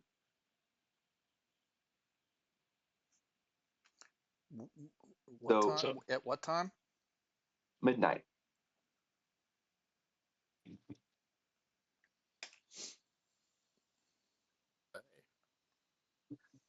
So, Tom, this is the band that you have been tasked by your father to investigate and figure out who they are. And they're a very popular band, so it may be a good time to do some more investigation. And Corvus, you remember this band being the song that you found a while back, a song about Kael'zor. Yes. Yeah, I'm a big fan of the drummer.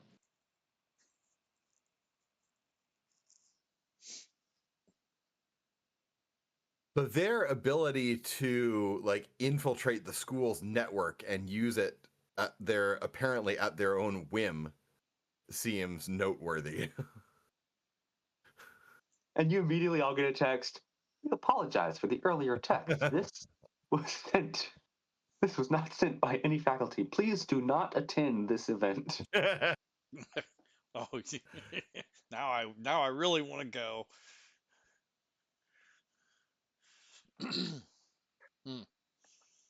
All right. And about that time, you guys about 15 minutes later all are at the dorm together. Okay. So can we just hand wave, bring them up to speed on what we learned Yeah. and not role play that entire interaction? You guys can just role play like what you think is important to discuss, like planning wise. You don't need to Yeah. So actually fill each other in. Just to refresh everybody else's memory, in case I know you all were paying a really close attention to our turns, but just in case, to refresh your memory, there were 3 people. There was Arvin, Kira, and the roommate, Ravoon. And so and also Torin. Oh, and also Torin, the professor. Teacher. So we talked to 4 people. Arvin was in a heated argument with Velith about accusing him of having stolen his project idea. Kiara was the girlfriend, and she said that he had come to her ostensibly with proof of the existence of Ilara of the Grid, which is a passion project of hers, but she thought that he was lying about that proof just so that he could get back together with her, because he previously had told her that he believed in her about all those things, but she found out later, or at least I guess we didn't really interrogate that very much. We just kind of took her at her word that he didn't believe her or thought that she was crazy. It occurs to me now that might have been an overblown statement, but anyway, but she didn't actually believe that he had that proof, and that he was just telling her what she wanted to hear so they could get back together. And the professor was sort of singularly unhelpful, because he didn't want to admit that anything was amiss at all. But he did tell us that that probably Arvin was exaggerating the degree to which Velith may have been copying his projects, and that Velith is a superior student in the field. And the roommate just thinks he's on vacation. Yeah, but Kira probably knows more about the whole thing than she's letting on. Kian, is there any part of that I missed, or that you wanted to add? I will say, Torin did mention in passing that the conversation he had with Velith was helping him out with a project. Yeah. I mean, I don't know if this is relevant, but Kira's pretty cute.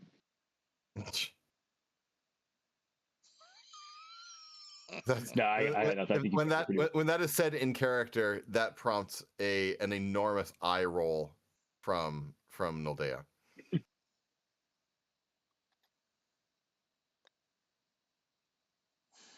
So did you guys tell us that Torin's let you know that a lot of Arvin's ideas were concerning? Oh, I didn't mention that, but that is a very good.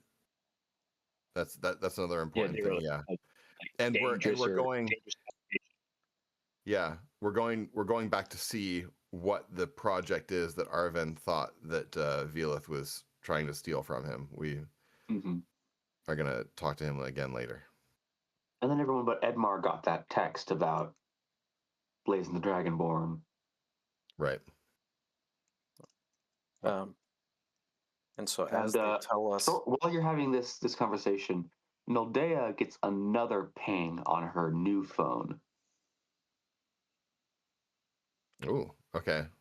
Since I'm the only one who got this one, I will look at that. Because when it was a mass text, I ignored that. It just says, "Keep up the good work. Find him," and then it's signed with a fox paw. Okay. All right. I'm not going to mention that to anybody. so when 'Cause they it's none of mentioned their to us- business. when they mentioned to us that Arvin's ideas were concerning, according to the teacher,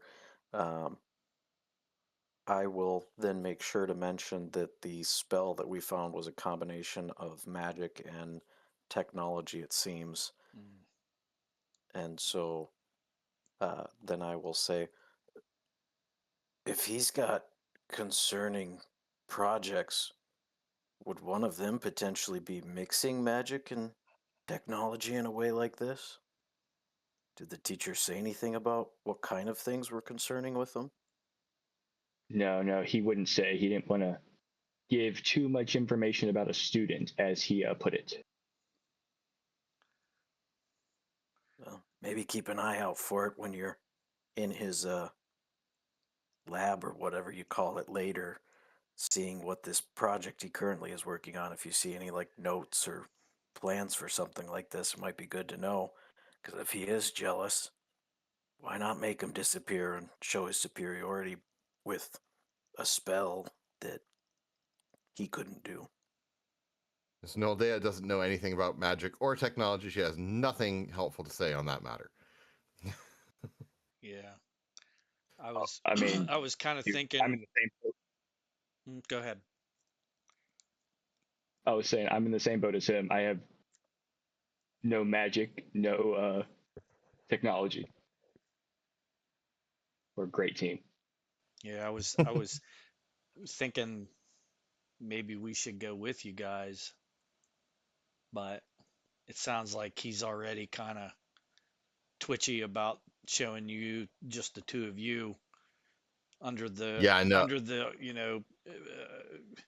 presumption that it's for the yearbook, and then to have us show up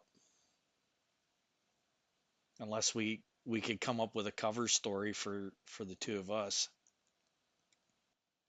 Mm-mm. Doesn't sound like a good idea to me. Yeah. Yeah. Did they mention anything? Did y'all mention, or like in this like hand wave of the role playing? Was it mentioned about the symbol of the 7-point star? Yeah, I showed you guys the photograph I took of it. Uh-huh. Yeah. Okay. You two definitely know about the symbol Yeah. because it's the same symbol Yeah. that was that was etched into the artifact that Theodos was presenting in the flashback. So Plus, it's like an alternative version of the Star of Lathander. So guys, did everybody get that text earlier? About Blaze What and the text? Dragonborn. About Blaze and Dragonborn? Yeah. Their song is about Kael'Zor. Like that's his symbol. Like maybe we better go to the concert tonight. Well, yeah, I kind of have to look into what's going on anyways. So I was planning on going. All right, I didn't get this text. What are you guys talking about? Oh, Blaze and the Dragonborn is playing tonight. Do you know who Blaze and the Dragonborn is? Kind of. They crashed our PA system announcement Dude, yesterday this when new we were they're having a meeting. dude, they are so metal. They're this new band, and they have this drummer who's a tiefling. So sick. We got to go see him. You got to come. You're coming. I'm always down for something fun. Nice. All right, so I'm going to let you guys do some whatever role play real quick. I'm gonna be right back. Okay, so the next thing we have is just to go to the workshop to see what's his face is working on. Yeah. Yep. And then after that, presumably most, if not all, are gonna go. Well, we'll see what happens. Maybe something will prompt other action from there. But then apparently after that, there's some kind of concert. I have calligraphy supplies and a forgery kit.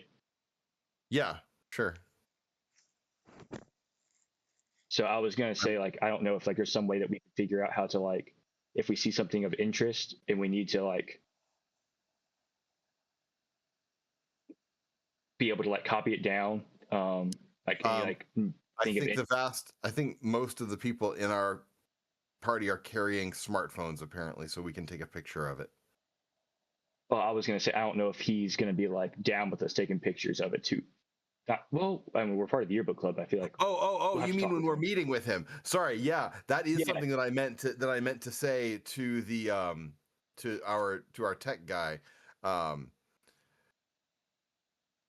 Talon, since we don't know, we're not going to know what we're looking at when we're in that workshop. Is there some kind of surreptitious way for you to be listening in or seeing what we see when we go there?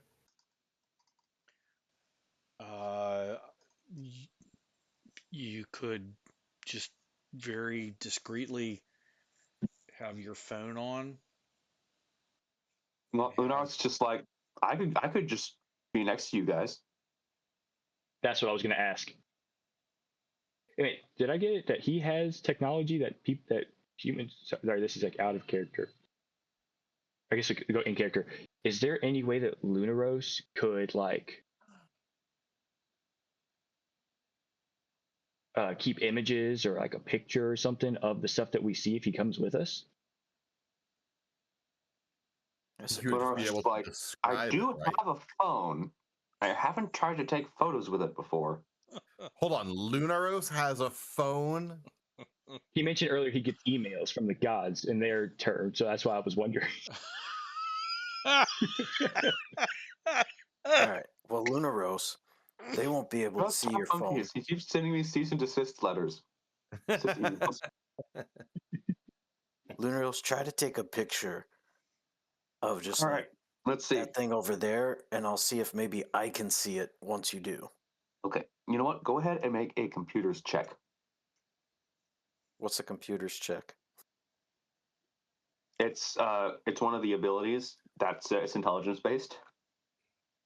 So just do an intelligence roll for me then?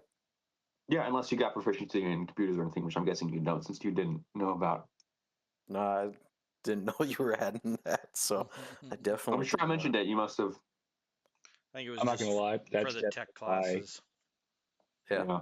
That's Being definitely a cleric, I for don't the think it was first an option for me. So Everybody has it, but it's not an option in D&D Beyond because I made it up. Right.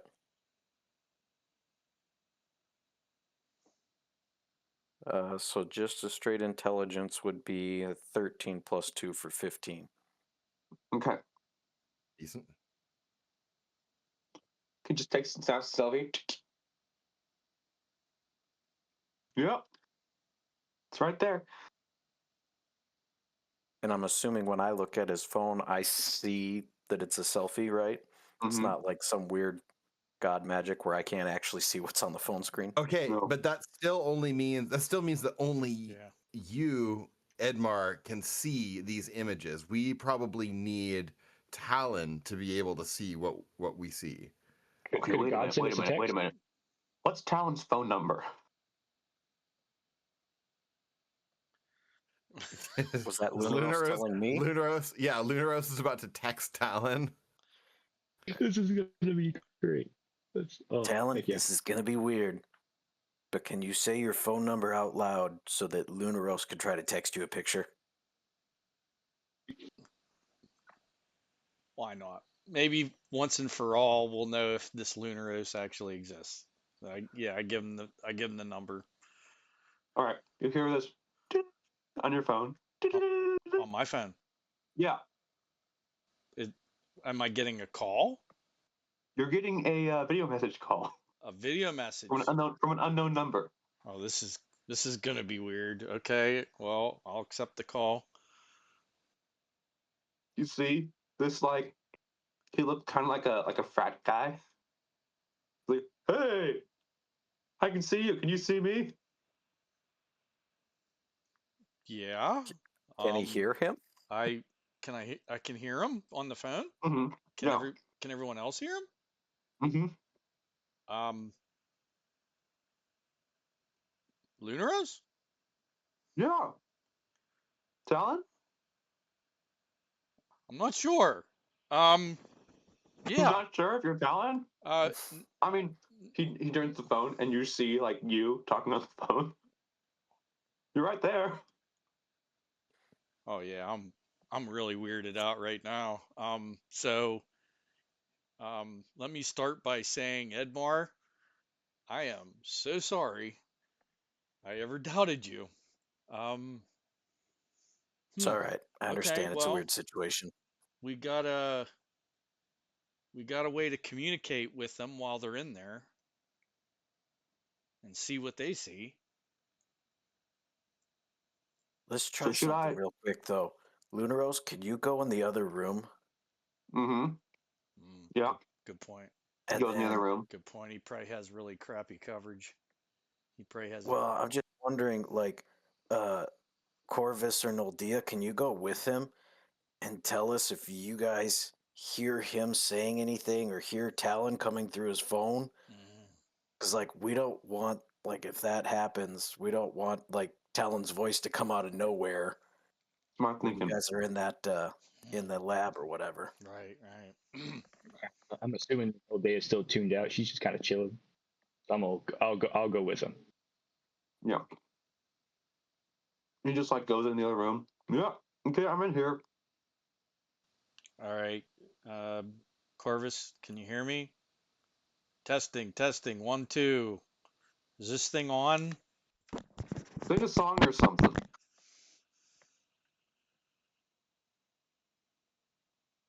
I think that's his way of saying you need to keep talking to see if Corvus can hear you. Okay. In this case, he wants a song. All right. I'll just start counting. Check 1. Sibilance. I don't think he can hear you. Yeah, He's I not hear you. responding. No, you're not hearing anything. Don't hear anything. Sweet. All right. Nah, nothing there, guys. All right. But Lunaros, you still hear me? Yeah. Wow, this is I can't believe I didn't think of this before. this is going to be incredibly useful. This thing showed up in my pocket. I just used it for like social media and angry or a Kokra. Oh, Well, Not gonna lie, there's every chance that you end up regretting giving us this power, but I'm here for it. Yes, there's a 100% chance of that. Yes. Oh yeah. Oh yeah. There's a chance of what? Nothing. Nothing. He didn't say anything. Everything is fine. He said I'll hear it when I'm nothing edit- I'll about hear it an when I'm editing the video. exploit. There is no exploit here. We are not using the glitch. Yeah, I really gotta find out how you're doing this right now. Crazy. we also got to I'm see still wondering how the phone ended up in my pocket. All right. Well, who's your carrier? who's your service through? I don't know. Are you? How do I check? Go up to the top No, let's right-hand move on. corner. No. and- No. For the love of everything good. Let's Oh, move It on says the from there. carrier Come is on now. Lunaros' godly essence. Essence. Yeah. All right. Well, Apparently, I am just my own satellite. all right. Let's stick a pin in this. We'll come back to it. So, All right. so we send Lunaros with those two, and we're good. We'll be able to see and hear what they see and hear. Okay. Only problem is Okay, so if we need to tell you guys something, then Edmar, you can text them to tell them. Like if we need them to ask something or do something. Why would you need to tell them something? Maybe we like look in the box. Ask them about that thing. What's in the box? Exactly. Sorry. Exactly. And since they I don't can't know. hear I feel like Lunaros, I could Edmar could text them and tell them, hey, what's in the box? Yeah, we probably don't want to be receiving tons of Yeah. text messages as well. This guy's squirrely enough already. Couldn't you just tell Lunaros to go stick his head in something? Yeah. That's actually a good idea. I suppose. I love sticking my head in things. Can Lunaros do that? Yeah, I mean, we'll all the do it on time. video Look. call. Oh, he just goes up to you. Watch this. Dude, Stick his head in your chest. I only met you like 5 minutes ago. I don't know Hey, what you could do. I've done it all the time.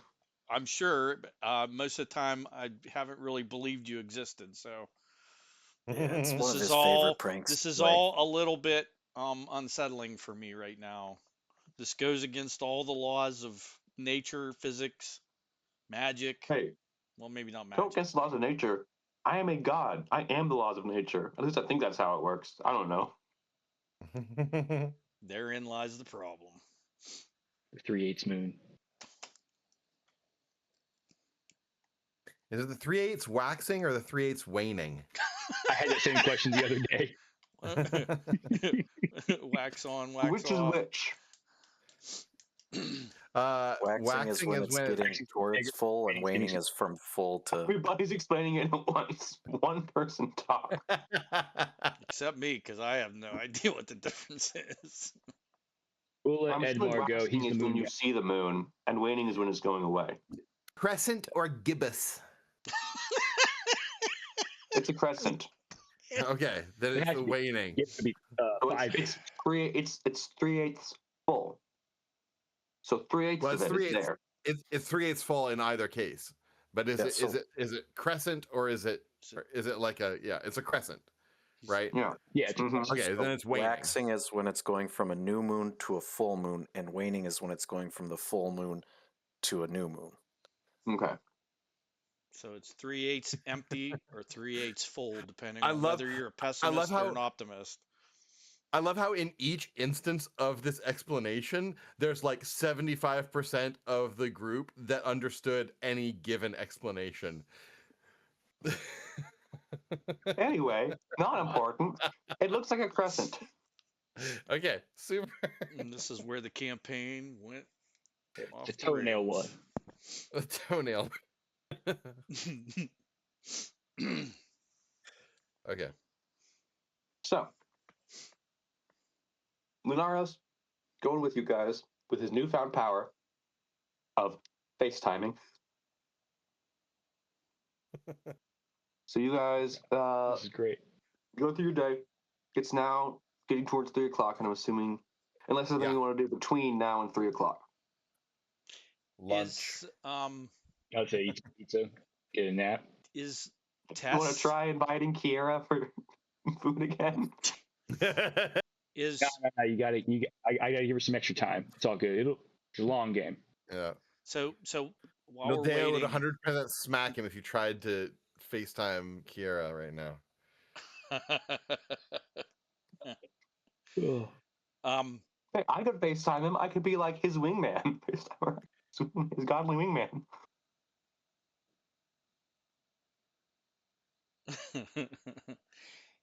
What alignment is Lunaros? Just out of curiosity. Lunaros is chaotic good. Ooh, chaotic good. With chaotic good, he might still. You definitely need to be chaotic good for that, because neutral good or lawful good would definitely not try to text a girl who just broke up with her boyfriend, who is now missing. But that might be a chaotic good thing to do. Sorry, not relevant. What you got, Talon? While we're waiting for their meeting, do I know if Tess is in class, if she'll be coming back to the room at any point? Oh yeah, she'll have been back. before they go to this meeting Before with then, yeah. Arthur? Okay. Your roommates, yeah. Because we need to ask her about her relationship to Velith. Because they have the same last Yeah, name. you did ask if they were related, but We asked you, but we didn't ask her. you asked me, and I was like, they might be. Okay, so I think I'm not going to give you knowledge you don't. I think we should just, when we have an opportunity to talk to Tess, find out if she is in fact related to him and maybe what she knows. Because it's funny, like, she hasn't said anything about it. Right? Am I barking I up could the wrong FaceTime tree her. here? Yeah, I think you're probably right. Whenever we get the chance, we need to Yeah, ask her. just when we see her, we don't need to ambush her or anything, but Yeah, no, she'll be. I'll say she and Armis get back from class around now. okay. Hey, Tess, Armis. Hey, How's what's up? class? Good. Good. We didn't see you there. What's everything okay? Yeah, just you know, dual lives, schedules get confused. I went to the wrong class. It's no big deal. Hey, so a lot of people been talking about this student that disappeared. You guys hear about that? We just both go. There's a student that disappeared. Yeah, Velith. Velith, let me check my notes here. What the heck was Velith's last name? Saren. Bill's last name. Saren. Saran. Saran. Right? Tessara just goes white. Whose? Tessara's face just goes white, and she goes, "When did he go missing?" Uh-oh. Well, they say like I heard like it's been a week, but maybe not quite that long. She just goes, So, do you? "Excuse me," and just rushes off to her room. This is why I don't Armis talk is to like, people. Armis is like,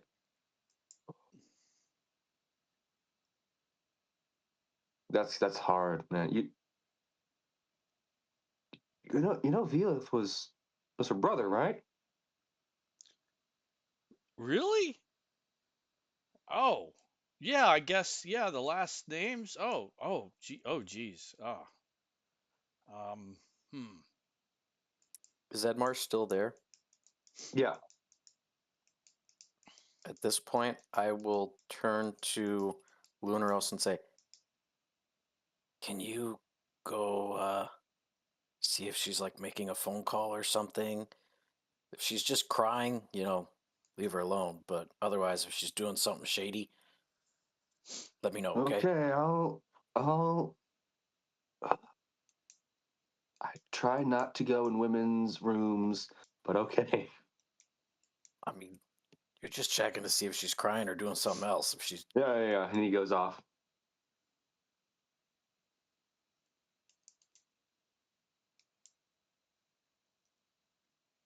You guys gonna talk about a thing? Armis is just like, that's. Who are you talking to, Edmar? I was just wondering, like, if she was okay, or sometimes I talk to myself out loud. Oh, yeah. I understand.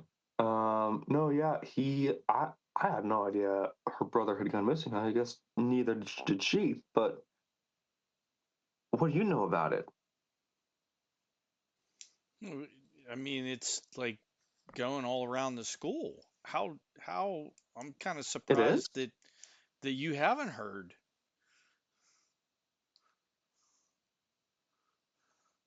I mean, I know they're not like super close. I mean, there's There's 8 years difference, but you know, I mean, they talk once every couple weeks, have lunch, but I don't know. I mean, went missing? Well, I mean, that's what people are saying. No one's seen him.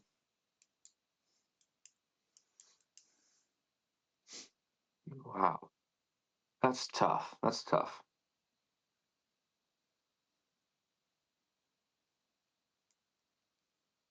I'm gonna go. I'm gonna make sure she's okay. And he just goes and knocks on the door, and he goes in there.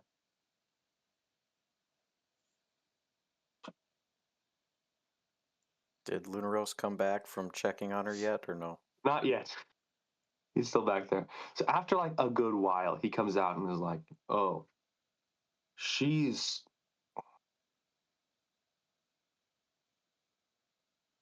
just pretty upset. But she was making a call, so I want to make sure. But she was just calling Velith and wasn't getting any answer. She was getting a voicemail. She left a few voice messages.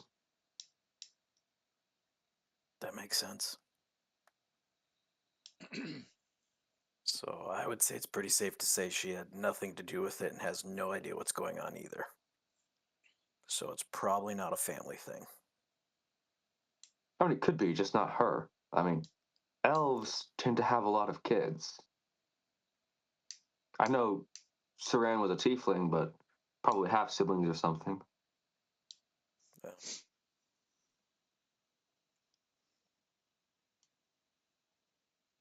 Wow. I filled my quota for upsetting people today, so someone else can ask that question. What question? Lunaros wants to know what question you're talking about. The question about other family. Oh,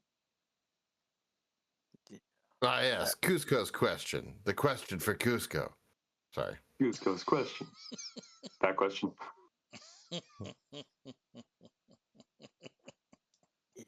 I think Oh, yeah. we probably want to wait to ask her anything right now until she calms down a little bit. Yeah, yeah.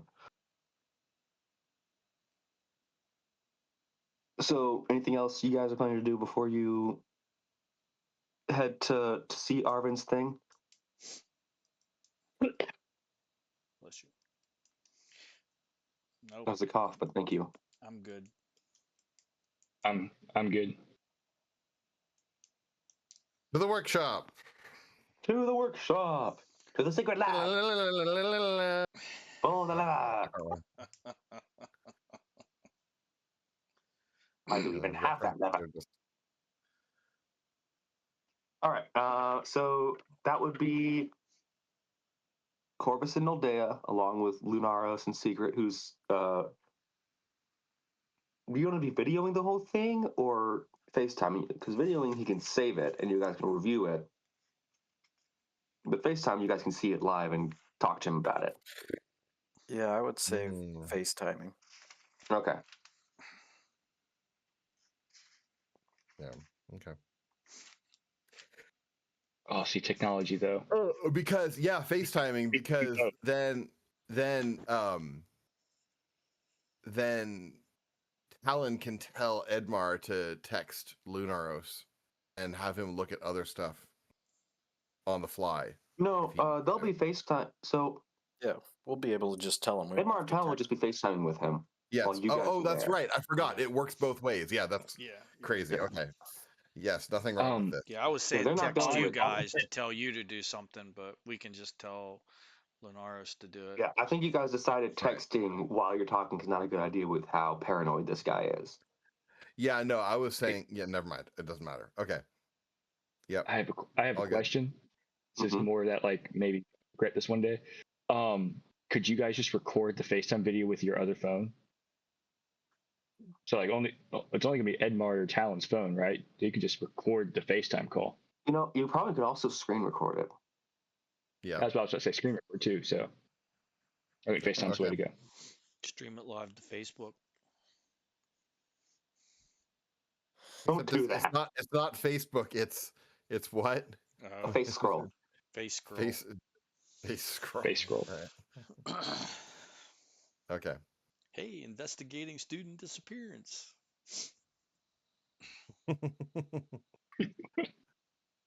All right. And you guys Yeah, immediately okay. get fired from the investigation.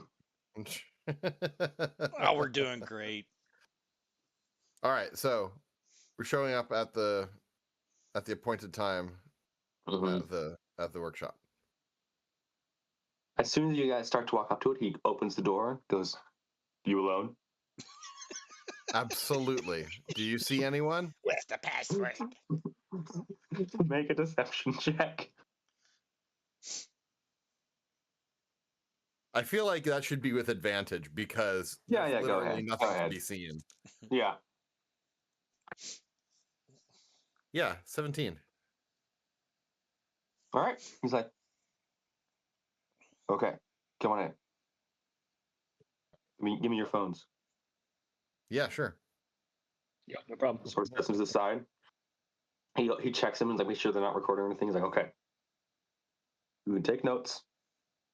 No pictures yet."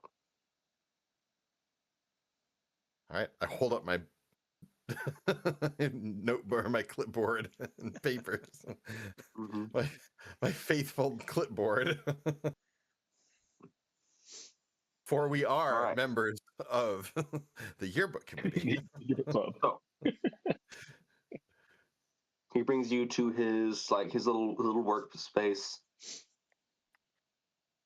and he opens up. He like does some complicated like openings up and like things like shift and move around, and you see his desk is like nearly completely empty. He's like, "You see that? Yeah, I see nothing. That's what you're supposed to be seeing." He gets this huge microscope and says, "Look in that." Okay. So what's And you in the see this microscope? in the microscope. He keeps zooming in. You guys don't see anything, but as he zooms in further and further, you see this tiny little machine. It's like that. I like to call a nanobot. This thing can infiltrate any mechanical or organical. Is that the word? Organic? Organic. It is when he says Mechanic it. or organic. Run with it. In Ferrin, maybe it's organical. Yeah, mechanical or organical. Anything mechanical or organical. And It sounds more silly each time you say it. Sorry. Go ahead. There it is. Any Let's go. adjustment. The episode title. Mechanical or organical. Ding ding ding. We need like a sound effect for when we find the the episode title. Ding. And it's like 3 hours in. Hey, takes time. At least the first one was like an hour in.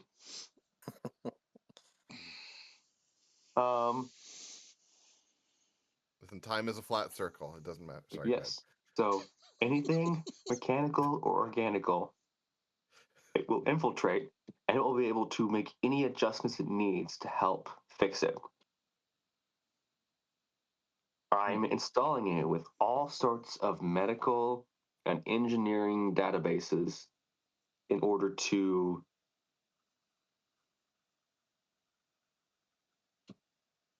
be able to fix any imperfections. I'm calling it the nanoprobe.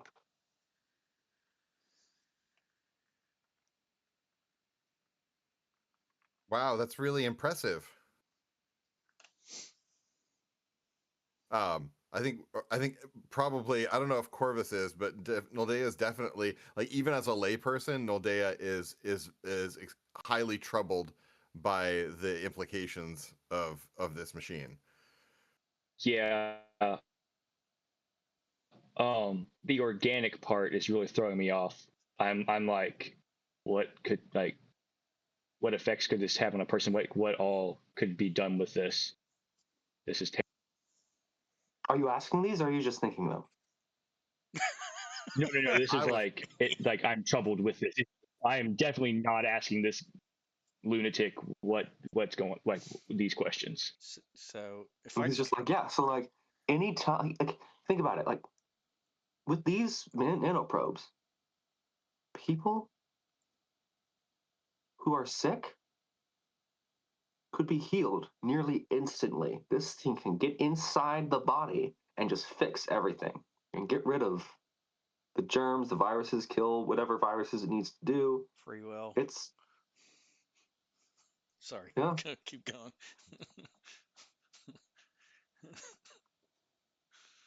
This thing could revolutionize the world. Wow, it looks like it sure could. Yeah. Mm-hmm. And this is my senior project. Like, this is going to be my make or break thing. So this is why you can see why I've been so secretive about it. I don't want anybody copying this. So what was Velith's version of this? This he has not accessed yet. This was another project. So far I have not seen any evidence he's gotten this one yet, but he got my last project somehow. Well, it's a good thing you've managed to keep this under wraps, because if anybody else had access to it, it would definitely be something that others would want to copy, because yeah, the implications of this could be incredible. Yeah, absolutely. Lunaros, can you Yeah. hear me? Lunaros, come in, Lunaros. Yeah, I can hear you. Okay, just checking. I can always hear you. It's just you can't always hear see me. if you can get the camera on your phone on the Mhm. eyepiece of that microscope and get a picture of that nanobot? You see what I'm saying? I'm gonna have to wait till Noldia is not looking at it anymore, because otherwise he just puts it in and you guys just see the inside of her head. Otherwise you'll just see that. Oh, oh. So now we do have Wow. proof that she has a brain. That was organical. Or was it mechanical? No, it was definitely organical. Okay, yeah. When there is an opportunity, try to get a picture of that nanobot. Yeah, I mean you're screen screen recording this, right? Yes. Yeah, so I'll just be able to zoom in. Yeah. You can. Yep. So as soon as Noldia looks away, he just like puts it up to it and is like, "Okay, how's this look?" Zooms in like a bunch. Mm-hmm. Yeah, I mean, can I see it? Is it? Yeah, you can is see this it. working? Like, okay. Yeah, definitely. sort Gonna do some screen caps while he's getting zoomed in on it.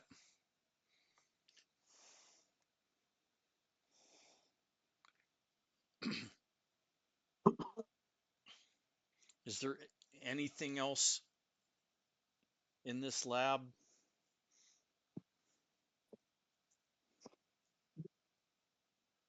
Like, does he have a computer sitting out, or laptop, or tablet? There are some computers and such, but they're all closed and turned off.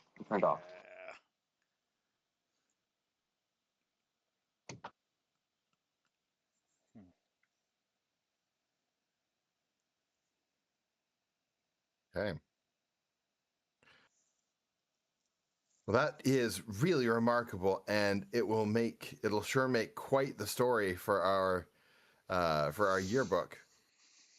Yeah, better. Just remember our deal. You don't publish anything about this till after I've published this. Oh no, We won't write a word. It certainly won't show up in the yearbook before you publish it. All right. All right. Guarantee that.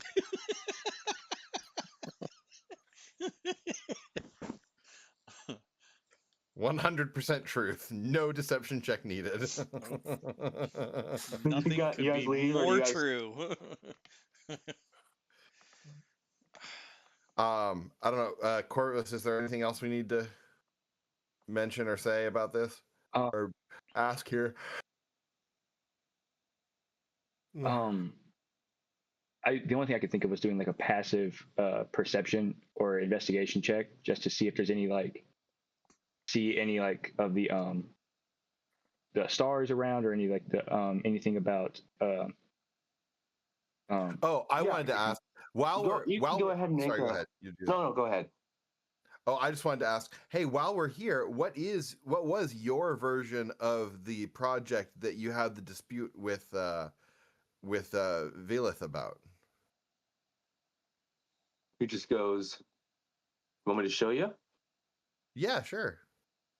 He just sort of cocks his shoulder, and this huge, massive gun comes out of it. Wow. What do you call that? Shoulder gun. Gun show. The gun show. Nice. Nice. That's a good one. Yeah. Is that like this massive, like the or war something. machine? It's like a plasma gun, like a plasma cannon, just like sitting on his shoulder. Yeah. Is that kind of thing allowed on campus? Ain't no rules against it. We're encouraged to go as far as we can with cybernetics. And what was Velith's version of it? Pretty much the same thing. He designed a cannon that would be able to like pop out of the wrist, very similar, and just like blast plasma at enemies. Okay. All right. I can see why the shoulder is much more impressive. You have a much superior version of this. Thank you. That's what I said. But I don't know. They thought Felix' version was more stable or something. I don't know. Well, the visionaries never are understood in their time. Thank you. All right. Well, I think we're probably pretty anxious to get out of here at this point. Yeah, can I run that deception quick or that perception check real quick? Or yeah. I'll go ahead. Roll perception. Okay. It is a 15. Yeah, like I said before, there's a bunch of computers and stuff and different half-worked-on machines, but nothing that seems too suspicious. Like, that's all just stuff that would be in a workshop. All right. Yeah, let's get the heck out of here. While they're having the conversation, I would ask Lunaros to like look around and see if he sees anything that looks like a mix of magic and technology. Oh, good one. Yeah, go ahead and roll investigation for Lunaros. Am I just using my investigation modifier? Yeah. Mm-hmm. 13. Yeah. He doesn't sense anything magical in any of the stuff. He doesn't see like any notes or anything talking about like mixing it or anything like that. Nothing like that. Of course, if I were illegally mixing magic and technology, I don't know that I would leave notes on it around a public warehouse. I mean, it's still his personal warehouse, but still, if I was working on illegal stuff, I might find my own place to keep it. Right. We don't necessarily are know there that it's any illegal. other rooms, back rooms, other areas of this warehouse, or it's just one big open? Just a big warehouse.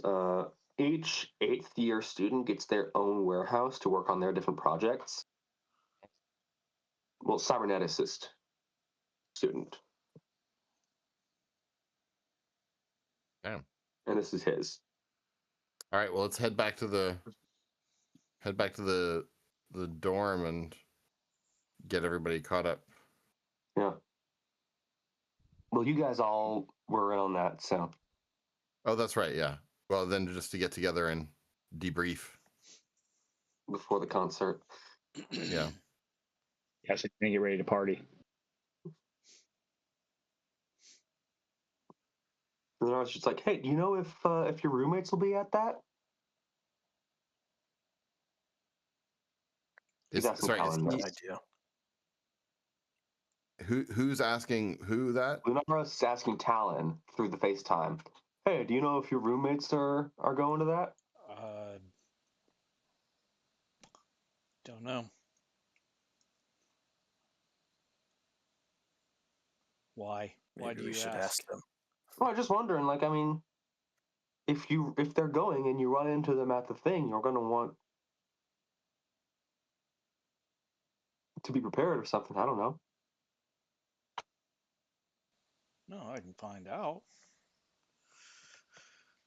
I just, like tests and that whole thing. I just. I mean, how you screwed up that conversation? Yeah, it happens a lot. Oh, I get it. I get it. Hey, you're only the second mortal I've ever spoken to, so. Well, give it time. Give it time. I'll break your heart too. No, I was saying I get it because I'm also socially awkward because I've only ever spoken to 2 people. Yeah, but you're a god. Yeah, and I've only spoken to 2 people. I've emailed with another god. That doesn't count. I've never even met my mom. Oh no. Well, and I start doing that thing where you pretend the call's breaking up. And you're like, I got so, and then I just hang up the call. You know, you could have just told him Oh, bye. Edmar, I'm definitely not the person to share parental difficulties with. He starts calling you back. Or oh man. You should have just said bye.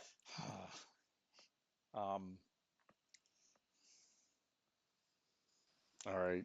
I take the call. Hey, you good? You got cut off. Yeah, we seem to have a little interference there. But we're back. We're going through a tunnel. He's lying. He just didn't know how to handle it socially. He should have just said bye. Oh, was I oversharing? Maybe It's okay. He's only the second mortal you've ever talked to. Maybe a little. Yeah. Okay. Anyway. All right. Yeah. Let's just say goodbye. Yeah, all right. See how much easier that is? I'm learning. Then a few minutes later, he just walks into the room. It's like, okay. They're right behind me. Cool. We'll wait for them. Yeah. Okay. So everyone's arrived. Yeah, everyone's arrived. You guys were off in Corvus's room because Tess and Armis were sitting and talking in the main room.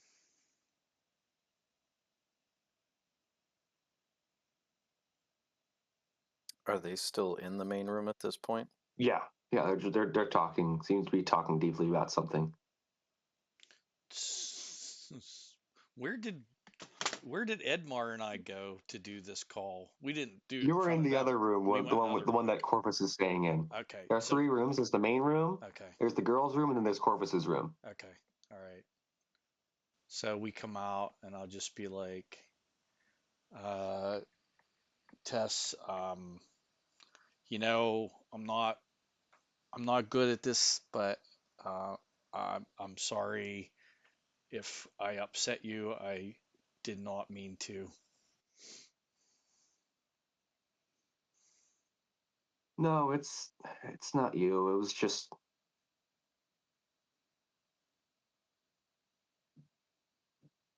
Me and my brother are very close.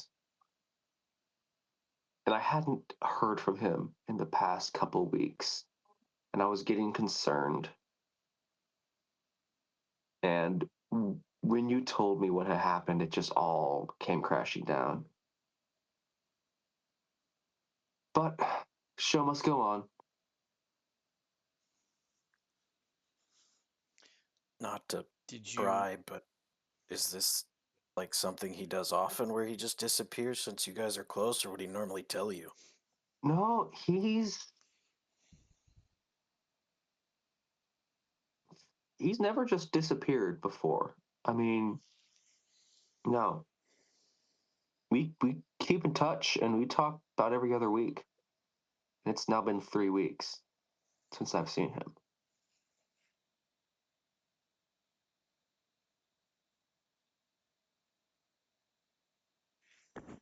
I hate to sound like a bad TV, crime show, but do you know of anyone who would want him to disappear or anything like that? I mean, I know he and Arvin Solmar didn't get along. There was a lot of tension between them. Arvin kept stealing his projects, but Arvin kept blaming Vel.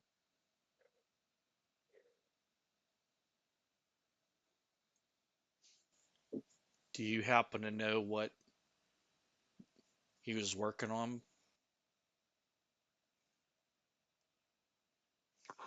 Oh, something about nanobots. I don't know. I knew it. I knew it. You go down? No, I don't know. That was You knew what? no, that was out of character. Okay. That was Fred. Fred knew it.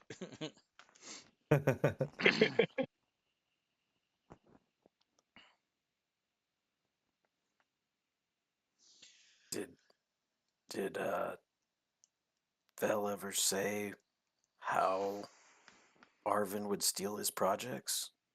No, he doesn't really know how he was doing it.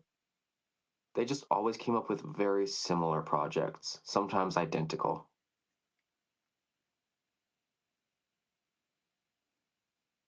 Yeah, I mean, if somebody was responsible for a kidnapping, I would not be surprised if it was Arvin.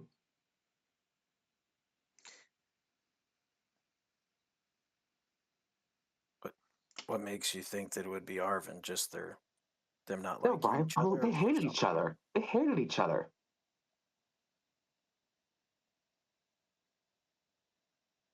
I just didn't know if you knew that, oh, he's connected to this powerful crime family or something, like that.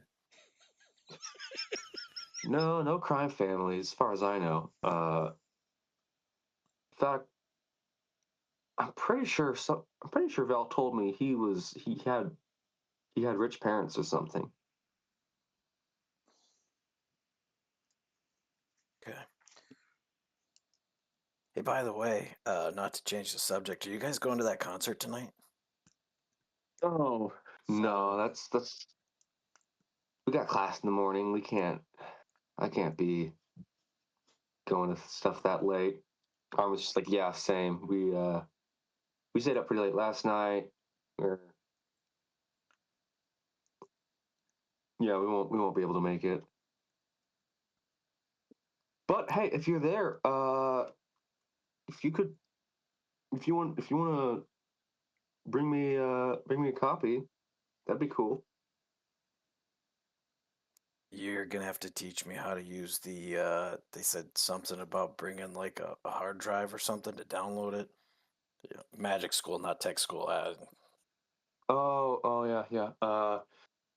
From what I've heard about how they did their previous ones, you look they have this little USB slot, and you just stick the hard drive right into it, and it'll make a noise when it's downloaded, and you just pull it back out. Yeah, But yeah, you got one of those here's things. mine. All right, cool. I'll get it for you. Yeah.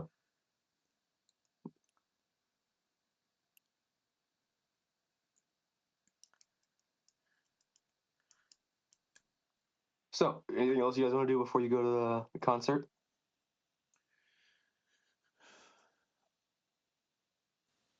Not in front of my roommates, but if I if I get an opportunity to talk to the other three aside, Yeah, you'll have opportunity. you guys went to um, Vel's room and met his roommate, right? Corvin and Noldia. Yeah. Do you think it would be worth our while to go and check out the room to see if I feel like Arvin somehow has something that he's using to keep tabs on Vel and able to steal his projects, able to see. I mean, clearly he's now stolen his idea for the nanobot, right? And just see if You're maybe suggesting that Ravoon, the roommate, is somehow feeding information to. no. I'm not suggesting he's involved. He could be. There could also be some sort of technology or something that he has planted in the room that he has been watching Vel, which means he might have been watching Vel when Vel left the room and did whatever to cause his disappearance. I don't know. I'm just spitballing here. Well, what if you and I, Talon, we go and we'll tell the roommate that since he's on vacation, that his sister asked us to go pick something up from his room for him, and we can kind of check out his room while we're there doing that. I like it. Then I can do my detect magic thing, and maybe we'll find, something that way. You can check out any technology, and we can All right. But see what we find. I feel like we got to get Ravoon like out of the room to do that.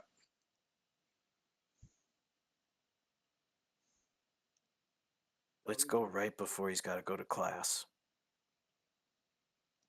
Does he have a class coming up? Do we know? All the classes are in the morning. Okay, so he definitely wouldn't have a class until tomorrow morning then. Right.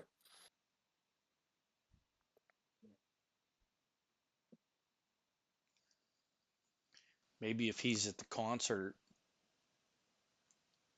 we go check out the room while he's away.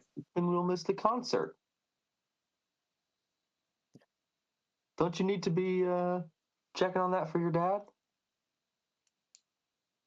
Yeah. Lunaros is saying that you need to be at the concert to check on it Oh, for that your was dad. Lunaros You can't saying really that. miss. Yeah. And I don't think you've made Yes. like a duplicator machine Yes, yet, so you but can't duplicate yourself. given the choice between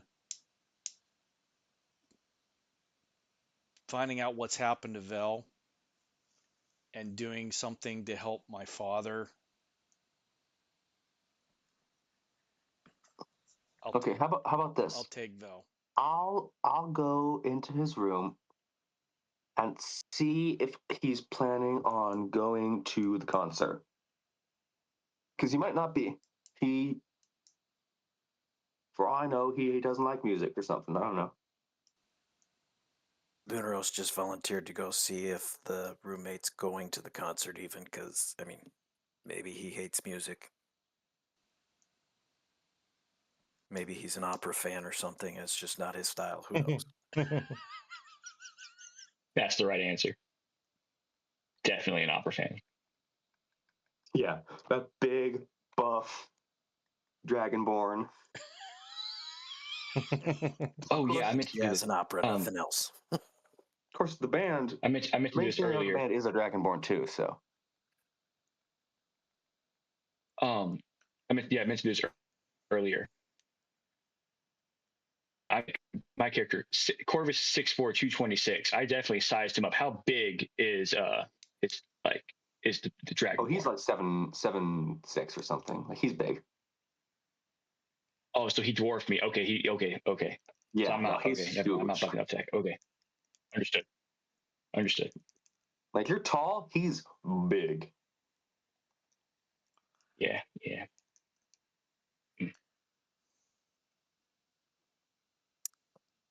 All right. Gloonros, if you want to go check that out, that'd be cool. Yeah. So Lunaros goes. After a few hours, it's about 7. He comes back and he's like, "Yeah, no. Apparently, he's doing homework tonight. He won't be having anything to do with the concert." So bad news, he is not going to the concert. He's doing homework. Maybe we can tell him that like we need to pack a whole bag of stuff, so it's going to be a little bit, clothes, random whatnot. Yeah. Okay. Yeah, I mean, in hindsight, maybe we could have had Lunaros check out the room while he was there. Hey, Lunaros, you didn't happen to look at the room, did you? Thank you. I mean, I looked around. There wasn't much there. I mean, same stuff that you guys saw when you went the first time. But did you go in? Computer on the desk, stuff in the room. Like nothing looks sus. Fair enough. You didn't cast Detect Magic, did you? I can't do that. That's what I thought I remembered. All right. You can only cast magic through me, so it's like me giving you my essence, sort of thing. Fair enough. So I think we'll have to be there in person for you to check out technology stuff and me to cast Detect Magic. Yeah. So you guys look like you're suggesting doing it before class. That might be a good thing to do, like tomorrow morning before class. Yeah, if we want him to be out of the room completely. Otherwise, if we want to just say, hey, we're going to be a little We bit. get back in time. You know, 2 birds, 1 stone. You could say both. Right. Just if we wanted to do it tonight before the concert.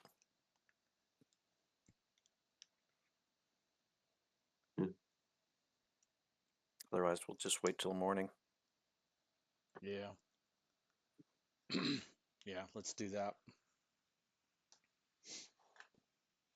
I sense that we need to go to this concert.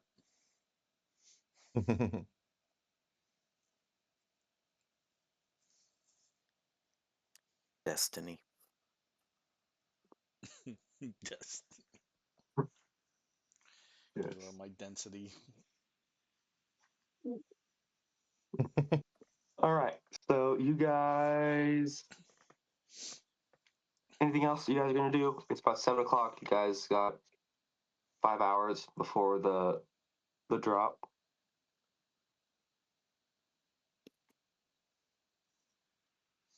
No, I'm good. All right. You guys make it to the concert at about 11:30. There's already a whole crowd of people there.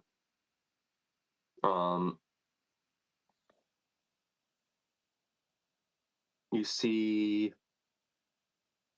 all races, variety of ages between your age and level 8.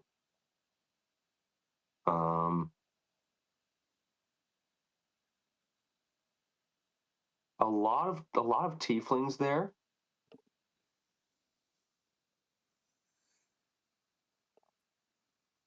Several of them kind of like nod at Corvus in like acknowledgement.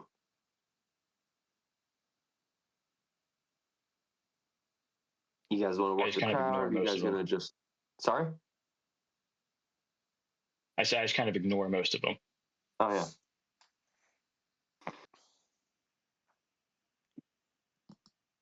I have complicated feelings about tieflings. Yeah. You guys gonna work the Being crowd, or you guys gonna just like sort of hang out with yourselves, or what? But while you wait for there's a big line in front of the USB port where people will be downloading their EPs. I'm completely out of my element, so I'm not talking to anyone. I'm very uncomfortable. Too many Yeah. people, music's too loud. You There's a know lot what? of people Actually, that there's a lot of people that do so recognize you as a fellow classmate, though. um, so during this time, I don't think Nildea would want to go to the concert at all, and so I think at this time she's gonna try and track down and keep tabs on what's her hair, Kiera. Kiera? Yeah. Yeah. Okay. Go ahead and do a stealth check, investigation to find her, and then stealth check to not be noticed following her. Okay. Finally, something. Yay! The rogue gets to sneak. The rogue gets to be a rogue. Freaking finally. That one coming Well, up. Except my investigation check to find her was a 6. So I probably didn't. But you Find did her. it stealthily. Yes. But nobody saw me. Nobody not find saw her. you looking for her and not find. We don't even know that you didn't find her. We're still uncertain whether you actually found her or not because I'll let we lost you. Can it after since we a since we long own period of searching, eventually, like after like 3 hours, you track her down. Yeah. Okay. It's like 10 p.m. at this point, and she's just left the tech building, and you're following Okay. her. All right, and I'm Go sneaking. ahead and do stealth okay, yeah. now. Sweet. That's a 21. No. That's a 23. You rolled a nat 1. She's not paying attention at all. Go ahead and roll perception. Okay.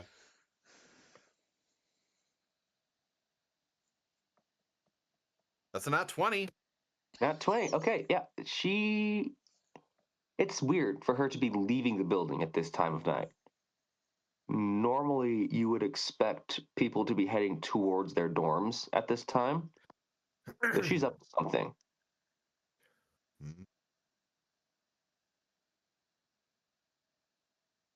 Okay. So yeah, I'm following her. So yeah, she's circling a few times.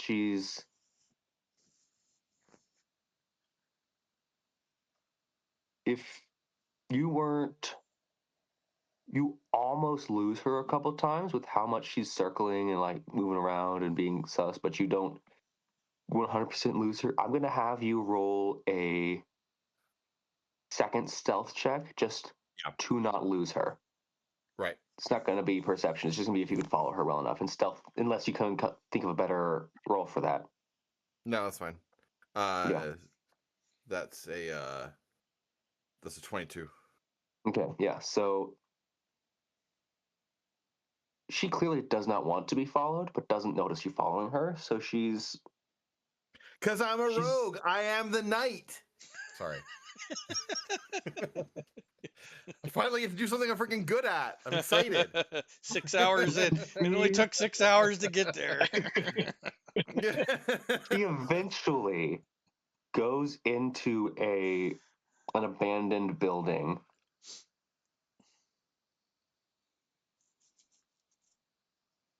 Okay.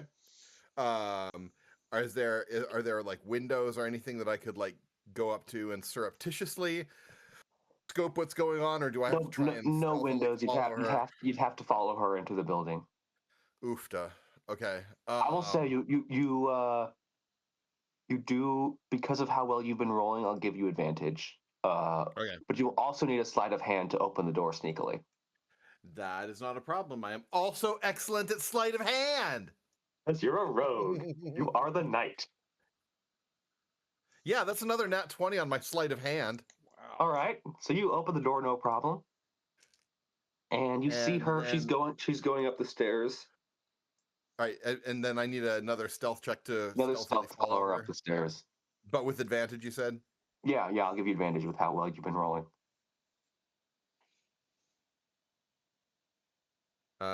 Yeah, that's a 25. Yeah, you are the knight.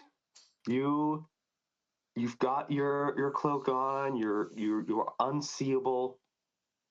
And eventually, she goes to the top of the building and she's on the roof. I'm gonna have you roll another sleight of hand to get the door open.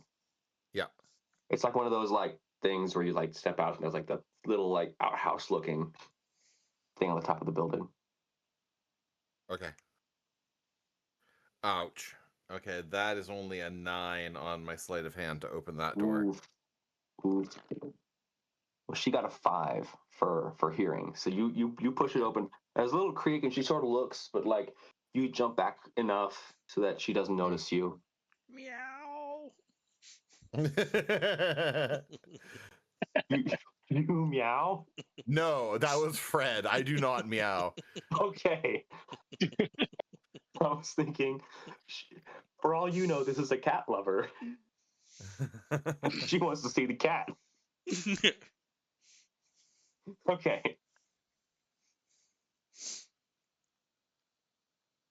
She is waiting there for a good while until eventually, like, you blink and there's another figure right in front of her, cloaked. They seem to be talking with each other, but at this distance, you can't hear. Is there anything in between that I could like sneak up and get closer to listen, or With how well you've been rolling, you can try to just walk closer and be stealthy enough to not be noticed. Or you can try for perception from here with disadvantage to hear what they're saying.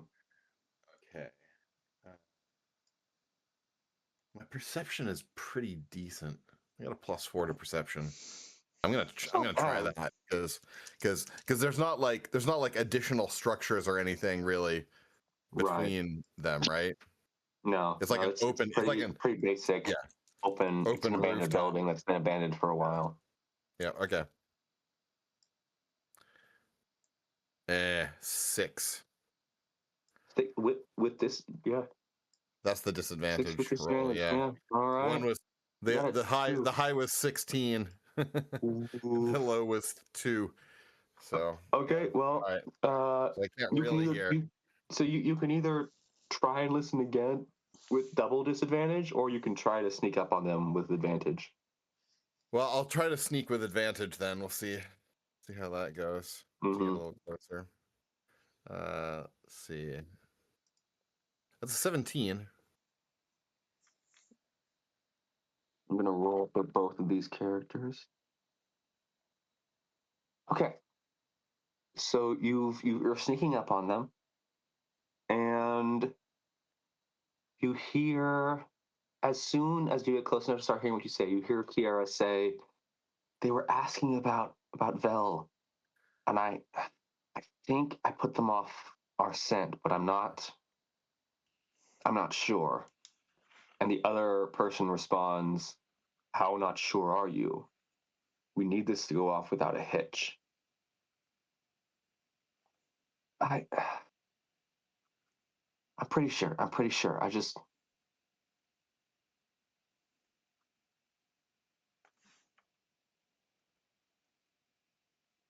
I don't know. I'm having a hard time with the breakup, and then when he went missing, this is why I said you should not have gotten involved with him to that extent. Relationships do you no good in this business.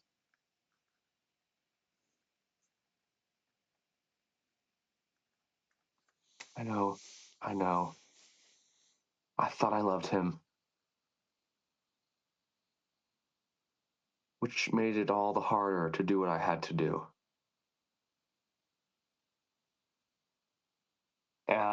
Moving away, you guys are at the concert. You guys have finally. I know.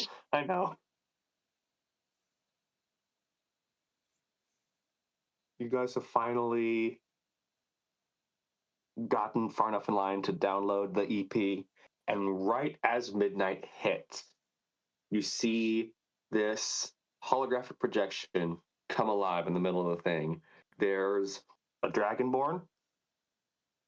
He's got like this microphone in his hands. There's two identical elves with glowing green hair. They're both females. There's a male elf, like a leather jacket and like short black hair. And then there's a red tiefling on the drums. They both go, "Hello and welcome to our first EP drop. We thank you all for coming. As promised, we will be performing one of the new songs on this EP. This is near and dear to our hearts. It's called Two Names, One Flame."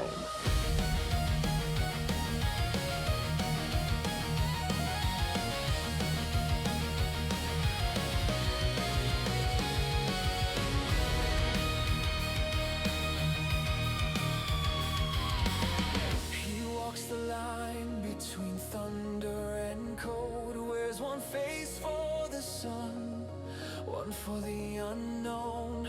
A spark in the circuit, a whisper of fire. Dreams stitched together by duty and desire. Every truth he builds, he hides behind a screen.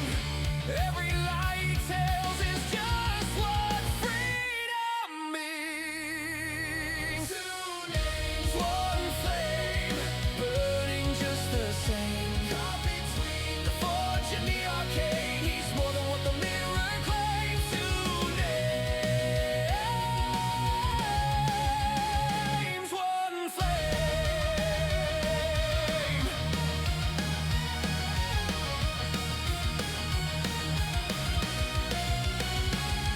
In the hum of the grid, in the silence of spell, he's chasing the echoes he can't ever tell.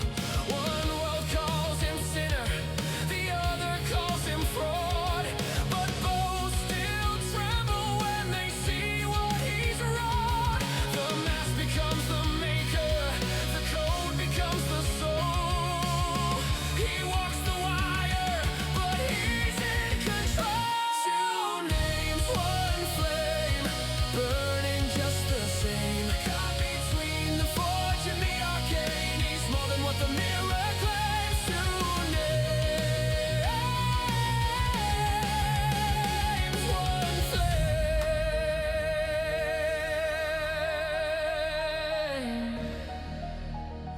One flame. Maybe truth ain't something you can say out loud.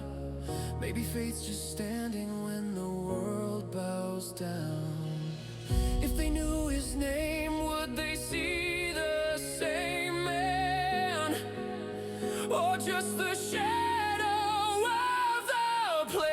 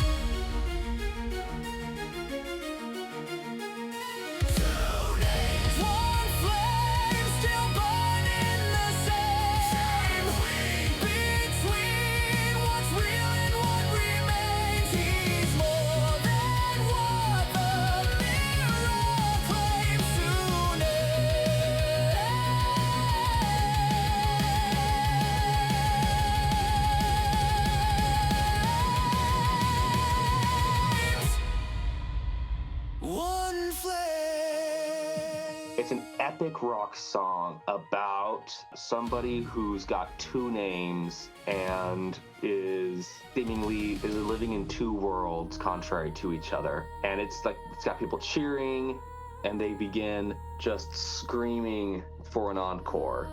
And then they play a second song called Ilara of the Grid. It's about her story.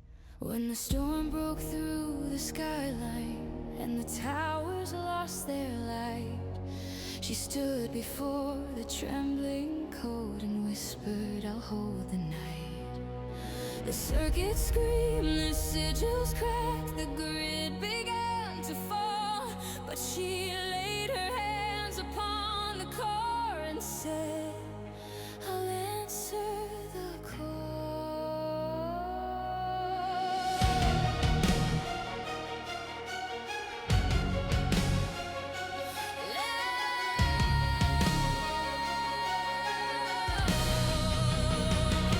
They begged her to run, to save her own name, but she smiled and said, this city's flame, it burns in me, it burns the same.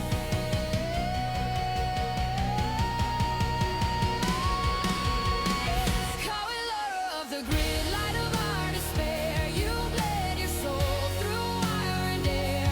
The city hums your lullaby in every spark, in every sky. Oh, we love the grid, still you remain a ghost in code, a pulse in flame. They say the lights will never fade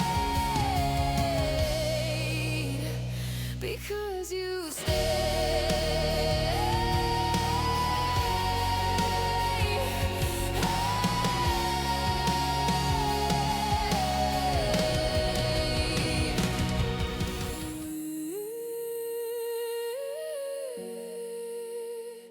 The city sleeps, but you still live, Ilara of the Greed. Right near when they're finishing, all the lights go out. And you hear like a click at the doors and sirens wailing. Noldea, you are listening to these two individual conversation, and the hooded person turns to you, pulls off her hood, and you see this huge fox face. She says, Noldea, I believe you are needed at the warehouse. Oh, it's the friggin' fox. Dang.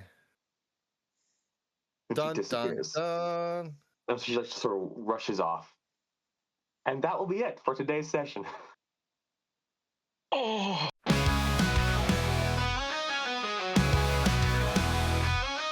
City's got teeth that is hungry tonight. Magic and metal in the glow of the lights. From the forge to the grid, we're all chasing the heart.